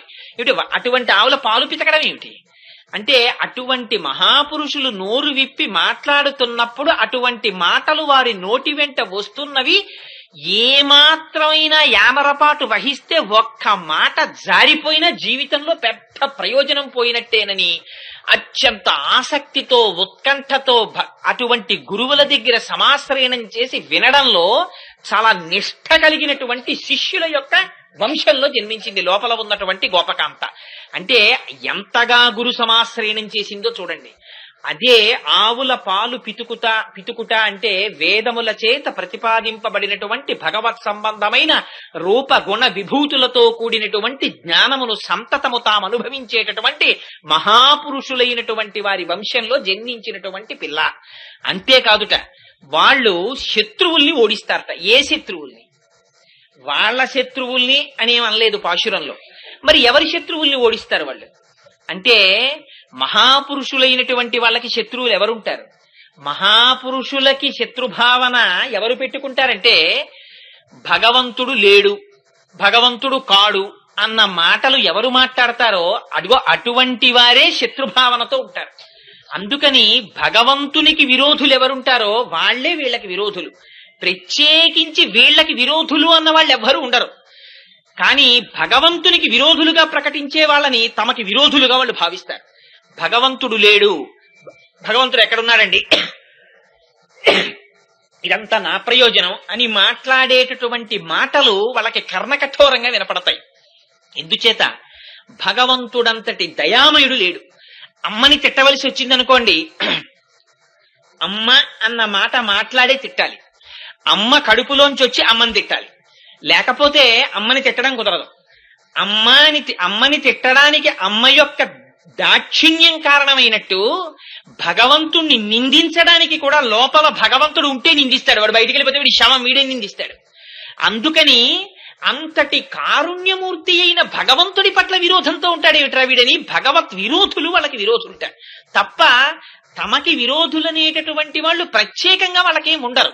అందుకే దీన్ని చాలా అందంగా చూపిస్తారు. భగవంతుడు ద్వంద్వాతీతుడు, ఆయనకి మాత్రం నిజానికి అసలు శత్రుత్వం ఎవరితోనూ ఉండదు. అసలు అలా భగవంతుడికి శత్రుత్వం పెట్టుకున్నాడు అనుకోండి, వీడు రోజు వీళ్ళలో కూర్చుని నేను వీడు తిన్నవన్నీ జీర్ణం చేస్తున్నాను, వీడికి ఇంత ఐశ్వర్యం ఇచ్చాను, వీడికి పెళ్ళాన్ని ఇచ్చాను, కొడుకునిచ్చాను, వీడు నాకు ఒక్క నమస్కారం చేయట్లేదు, ఎందుకు వీళ్ళలో ఉండడం, పాప ముందు సందులో ఉన్నవాడు రోజు గుడికెడతాడు, అక్కడికే పోతానని వదిలేయడం మొదలెట్టాడు అనుకోండి. అసలు ఎక్కడైనా ఎవరైనా ఉంటారా ప్రపంచంలో?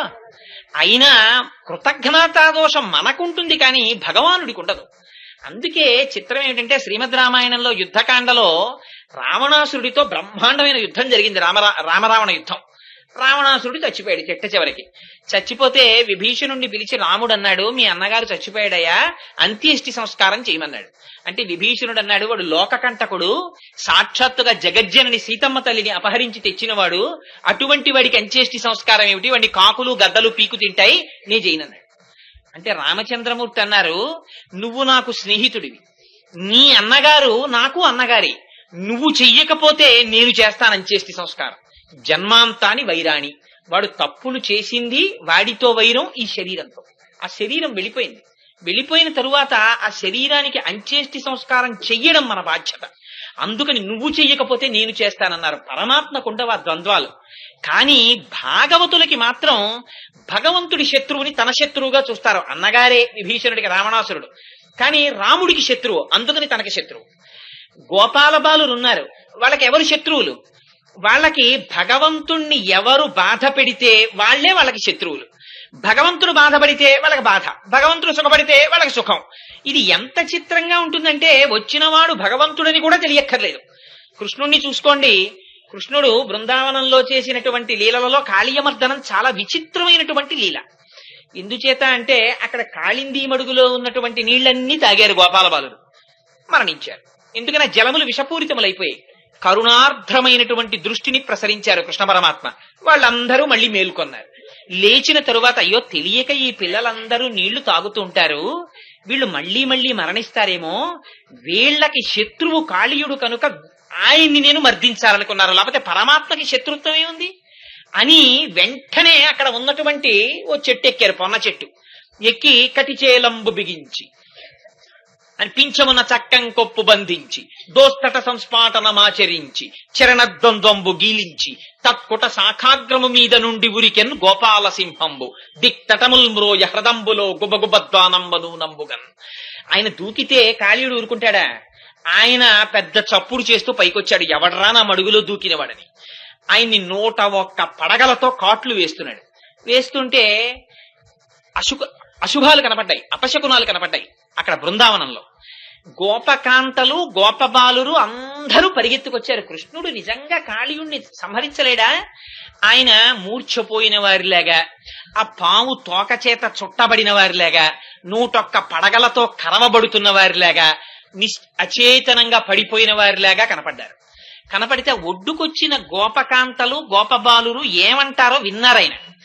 వాళ్ళందరూ అన్నారు, పన్నగము మమ్ము కరవక నిన్నేటికి కరచ కుర్ర నిమ్మి కలిగి నీవుండిన మము రక్షింతువు నిన్ను రక్షింప మేము నేరము తండ్రి అన్నారు. ఈ పాము నిన్నెందుకు కరిచింది కృష్ణ? మమ్మల్ని కరిచేస్తే పోయేది. నువ్వుంటే మమ్మల్ని రక్షిస్తావు, మేముండి నిన్ను రక్షించలేం. అందుకని నువ్వు లేనప్పుడు మేము ఉండడం ఎందుకు, మేము చచ్చిపోతాం అని దూకేస్తున్నారు యమునలోకి. దూకేస్తుంటే అప్పుడు కృష్ణుడు పైకి లేచాడు. ఇది కావలసింది. మనకి ఎలా ఉంటుందంటే మన వరకు వస్తే కదా, మనం బానే ఉన్నాం కదా, భగవంతుడికి ఏమైనా వస్తే మనకేమిటి, ఆయన శక్తివంతుడు, ఆయన చూసుకోవడం ఏమిటి అనుకుంటాం. కానీ అపారమైనటువంటి భక్తి ఉన్న వాళ్ళ పరిస్థితి భగవంతుడి శత్రువు వాళ్ళకి శత్రువు. ఎందుకని కాళీయుడు కృష్ణుడిని మట్టు పెట్టడానికి ప్రయత్నిస్తున్నాడు, అందుకని కాళీయుడు వాళ్ళకి శత్రువు. తప్పించి కాళీయుడికి వీళ్ళకి ప్రత్యక్ష వైరం ఏం లేదు. కృష్ణుడు లేకపోతే తాముండరు, అందుకని నీటిలో దూకేస్తున్నారు. వెంటనే ఆయన ఎగిరి పడగల మీదకి ఎక్కారు. వెసదామోదరు పాఠఘాతనకతుల్ వేవేల చందంబులన్ ప్రసమాటోపముజూప పాపపణ భృచ్చటా మండలం వసహంబై పగిలిన్ మణుల్ చెదరగా నాశ్యంబులన్ శోణితం బెసగన్ దంష్టలు నుగ్గుగా గరళవక్ని జ్వాలికల్ వెల్వడన్. ఆ తోక పట్టుకుని ఆ 101 పడగల మీద తాండవం చేస్తే పడగలు బద్దలైపోయి లోపలున్న మణులు చెల్లా చెదరైపోయి దాని నోటి వెంట రక్తం కక్కుకుంది. అంత తాండవం చేస్తే చూడండి ఎంత చిత్రం. ఆయన భార్యలు వచ్చారు. పరమాత్మ స్థితి ఎలా ఉంటుందో చూడండి. చంపేయగలరా పావుని? వాళ్ళు వచ్చి అన్నారు, ఎంత గొప్ప మాట మాటే. నిజంగా నేర్చుకోవాలి మనం కాళీయమర్దనంలోంచి ఎన్ని రహస్యాలు. వాళ్ళు భర్తని వెనకేసుకురాలేదు. వాళ్ళన్నారు, క్రూరుండి ఇతడు మంచివాడనచు చెప్పన్ రాము. కానీ నువ్వు ఇవాళ ఇటువంటి వాడికి ఆయన పడగల మీదకెక్కి నీ పాదములు పెట్టి నాట్యం చేశావు. ఈ పాదముల యొక్క తాండవం ఎవ్వరికి దక్కలేదు. ఎంత గొప్ప పాదాలంటే స్వామి సామాన్యమైనటువంటి పాదాలేం కాదవి. బహుకాలంబు తపించి వ్రతములు పాటించి సేవించి నీ మహనీయోజ్వల పాదరేణు కన్న సంస్పర్శాధికారంబు శ్రీ మహిళారత్నము తొల్లి కాంచనిది నేమం వేమియున్ లేక ఈయహి నీ పాదయుగ హతింపడచనేడ అత్యద్భుతం ఈశ్వర. లక్ష్మీదేవి కొన్ని లక్షల సంవత్సరాలు తపస్సు చేస్తే నీ పాదములకున్నటువంటి ఒక పాద పరాగ కణాన్ని ముట్టుకునేటటువంటి అర్హత పొందింది. అలాంటిది ఇవాళ నీ పాదాలు తాండవం చేస్తున్న ఈయన పడగల మీద. ఎంత అదృష్టవంతుడయ్యామా ఆయన. పైగా క్రూరుండి ఇతడు మంచివాడనచు చెప్పన్ రాము దుశ్శీలుండు. అవును అయినా మేము వైదవ్య దుష్టాలంకారము పొందనోడెదము అనాథానాథ పాలింపవే అన్నారు. స్వామి నీకు అనాథలకి నాథుడని పేరు. నువ్వు మా ఆయన మంచివాడని మేము చెప్పట్లేదు, వాడు పరమ దుర్మార్గుడు. ఆయన వాడి పడగల మీదకెక్కి నువ్వు ఇలాగే నాట్యం ఆడితే చచ్చిపోతాడు. చచ్చిపోయాడనుకో మా పసుపు కుంకాలు పోతాయి. మేము పసుపు కుంకాలు పోతే మేము అనాథలం అయిపోతాం. మేము అనాథలం అయిపోతే నీకు అనాథనాథుడని పేరు. అనాథనాథుడు అనాథల్ని చెయ్యొచ్చా? అనాథల్ని కాపాడాలి, కానీ నీకు ఆ పేరుంది కాబట్టి మమ్మల్ని రక్షించాలి. ఎంత గడుసుతనమో చూడండి. అంటే ఆయన అన్నాడు, మీరు ఇలా అడిగారు కదా, అందుకని అక్కడ గోపాల బాలురు రక్షింపబడాలి, ఇక్కడ మీరు రక్షింపబడాలి. పరమాత్మకి ప్రీతి కలిగింది ఆ పాము యందు. బయటికి వచ్చాక ఆయన అన్నారు, అబ్బాయి నువ్వు ఇంకెక్కడి నుంచి ఇక్కడ ఉండద్దాయా, నువ్వు అదిగో యమునా నదిలోకి వెళ్ళిపోయి అక్కడ ఉండన్నారు. అంటే వెళ్ళిపోయింది ఆ పాము. బయటికి వచ్చాక గోపాల బాలురు ఎవ్వరు అదేమిటి కృష్ణ దాన్ని చంపి అవతల పారైపోయావా, ఎందుకు మళ్ళీ వదిలిపెట్టావు అని అనలేదు. పరమాత్మకి ప్రీతి పుడితే వాళ్ళకి ప్రీతి, పరమాత్మకి శత్రుత్వం పుడితే వాళ్ళకి శత్రుత్వం. కృష్ణ పరమాత్మ ఆడుకుంటే వాళ్ళు ఆడుకుంటారు, కృష్ణుడు తింటే వాళ్ళు తింటారు. అసలు కృష్ణుడు తినడం కూడా కాదండి విచిత్రం, కృష్ణుడు తినమంటే తింటారు గోపాల బాలురు. అది విచిత్రం. వాళ్ళకున్న గొప్ప భక్తినిష్ట అది.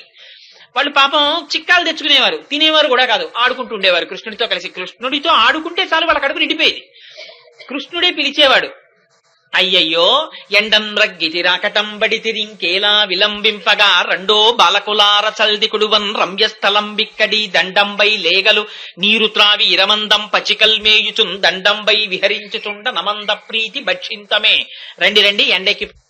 భగవంతునికి శత్రువులు వాళ్ళకి శత్రువులు, భగవంతునికి మిత్రులు వాళ్ళకి మిత్రులు. అంతేకాని వాళ్ళకి శత్రువులు వాళ్ళకి మిత్రులు ఉండరు.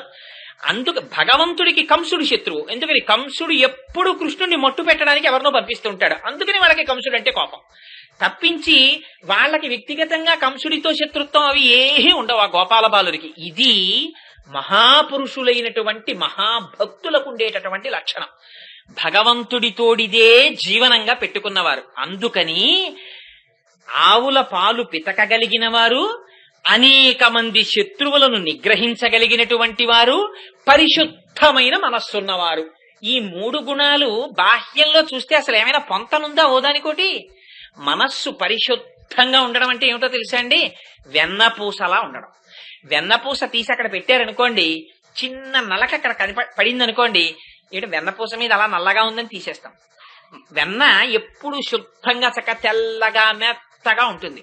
ఆ వెన్నపూస మజ్జిగలో పడేస్తే పైకి తేలుతూ మైనటువంటి స్థితిలో ఉంటారు. వాళ్ళకి ఎందుకని ఈ లోపల సంస్కారం ఉంటుంది. ఆ లోపల తుడిచేస్తారు. ఏమిటి తుడిచేయడం? లోపల ఉండేటటువంటి కామక్రోధ లోభ మద మోహమాత్సర్యములను తుడిచేసి భగవంతుడికి పీట వేసి నిర్మలంగా ఎప్పుడూ ఇక్కడ స్వామిని ప్రతిష్ఠ చేసుకుని ఇక్కడ రమిస్తూ ఉంటారు. ఈ రమించడమే శుద్ధమైనటువంటి హృదయాలు. ఇంత పరిశుద్ధమైనటువంటి హృదయంతో అంతే తప్ప అస్తమానం ఎవరి మీదో పేరు పెట్టా పొద్దు పెట్టా ఇది అయితే ధర్మం తప్పినటువంటి వాళ్ళ పట్ల విచారణ చేయడం అనేటటువంటిది మహాపురుషులు కూడా వాళ్ళని మార్గంలోకి తీసుకురావడానికి చేసే ఉపదేశం. కానీ భగవంతుడితోటి సంబంధంలో పరిశుద్ధమైనటువంటి హృదయము కలిగినటువంటి వారు మహాభక్తులు. వాళ్ళకి ఇంకేం అక్కర్లేదు, వాళ్ళకి కేవలం భగవంతుడు. ఎంత చిత్రంగా ఉంటుందంటే ఆ భక్తుల లక్షణం. కొందరి యొక్క స్థితి చూస్తే ఆశ్చర్యం వేస్తుంది. కబీర్ దాస్ గారు రోడ్డు మీద వెళ్ళిపోతున్నారు. ఎవరో ఒక ఆవిడ అరుగు మీద కూర్చుని జొన్నలు తిప్పుకుంటోంది తిరగల్లో. తిప్పుకుంటుంటే ఆ తిరగలు చూసి ఏడుపు మొదలెట్టారు.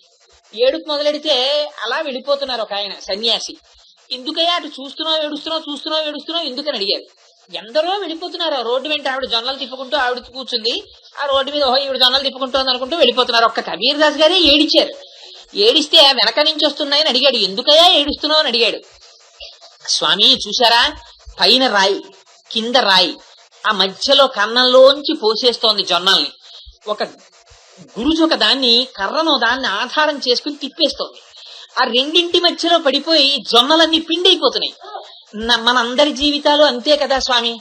పైన ఈ కాలం అనేటటువంటిది ఒకటి తిరిగిపోతుంది.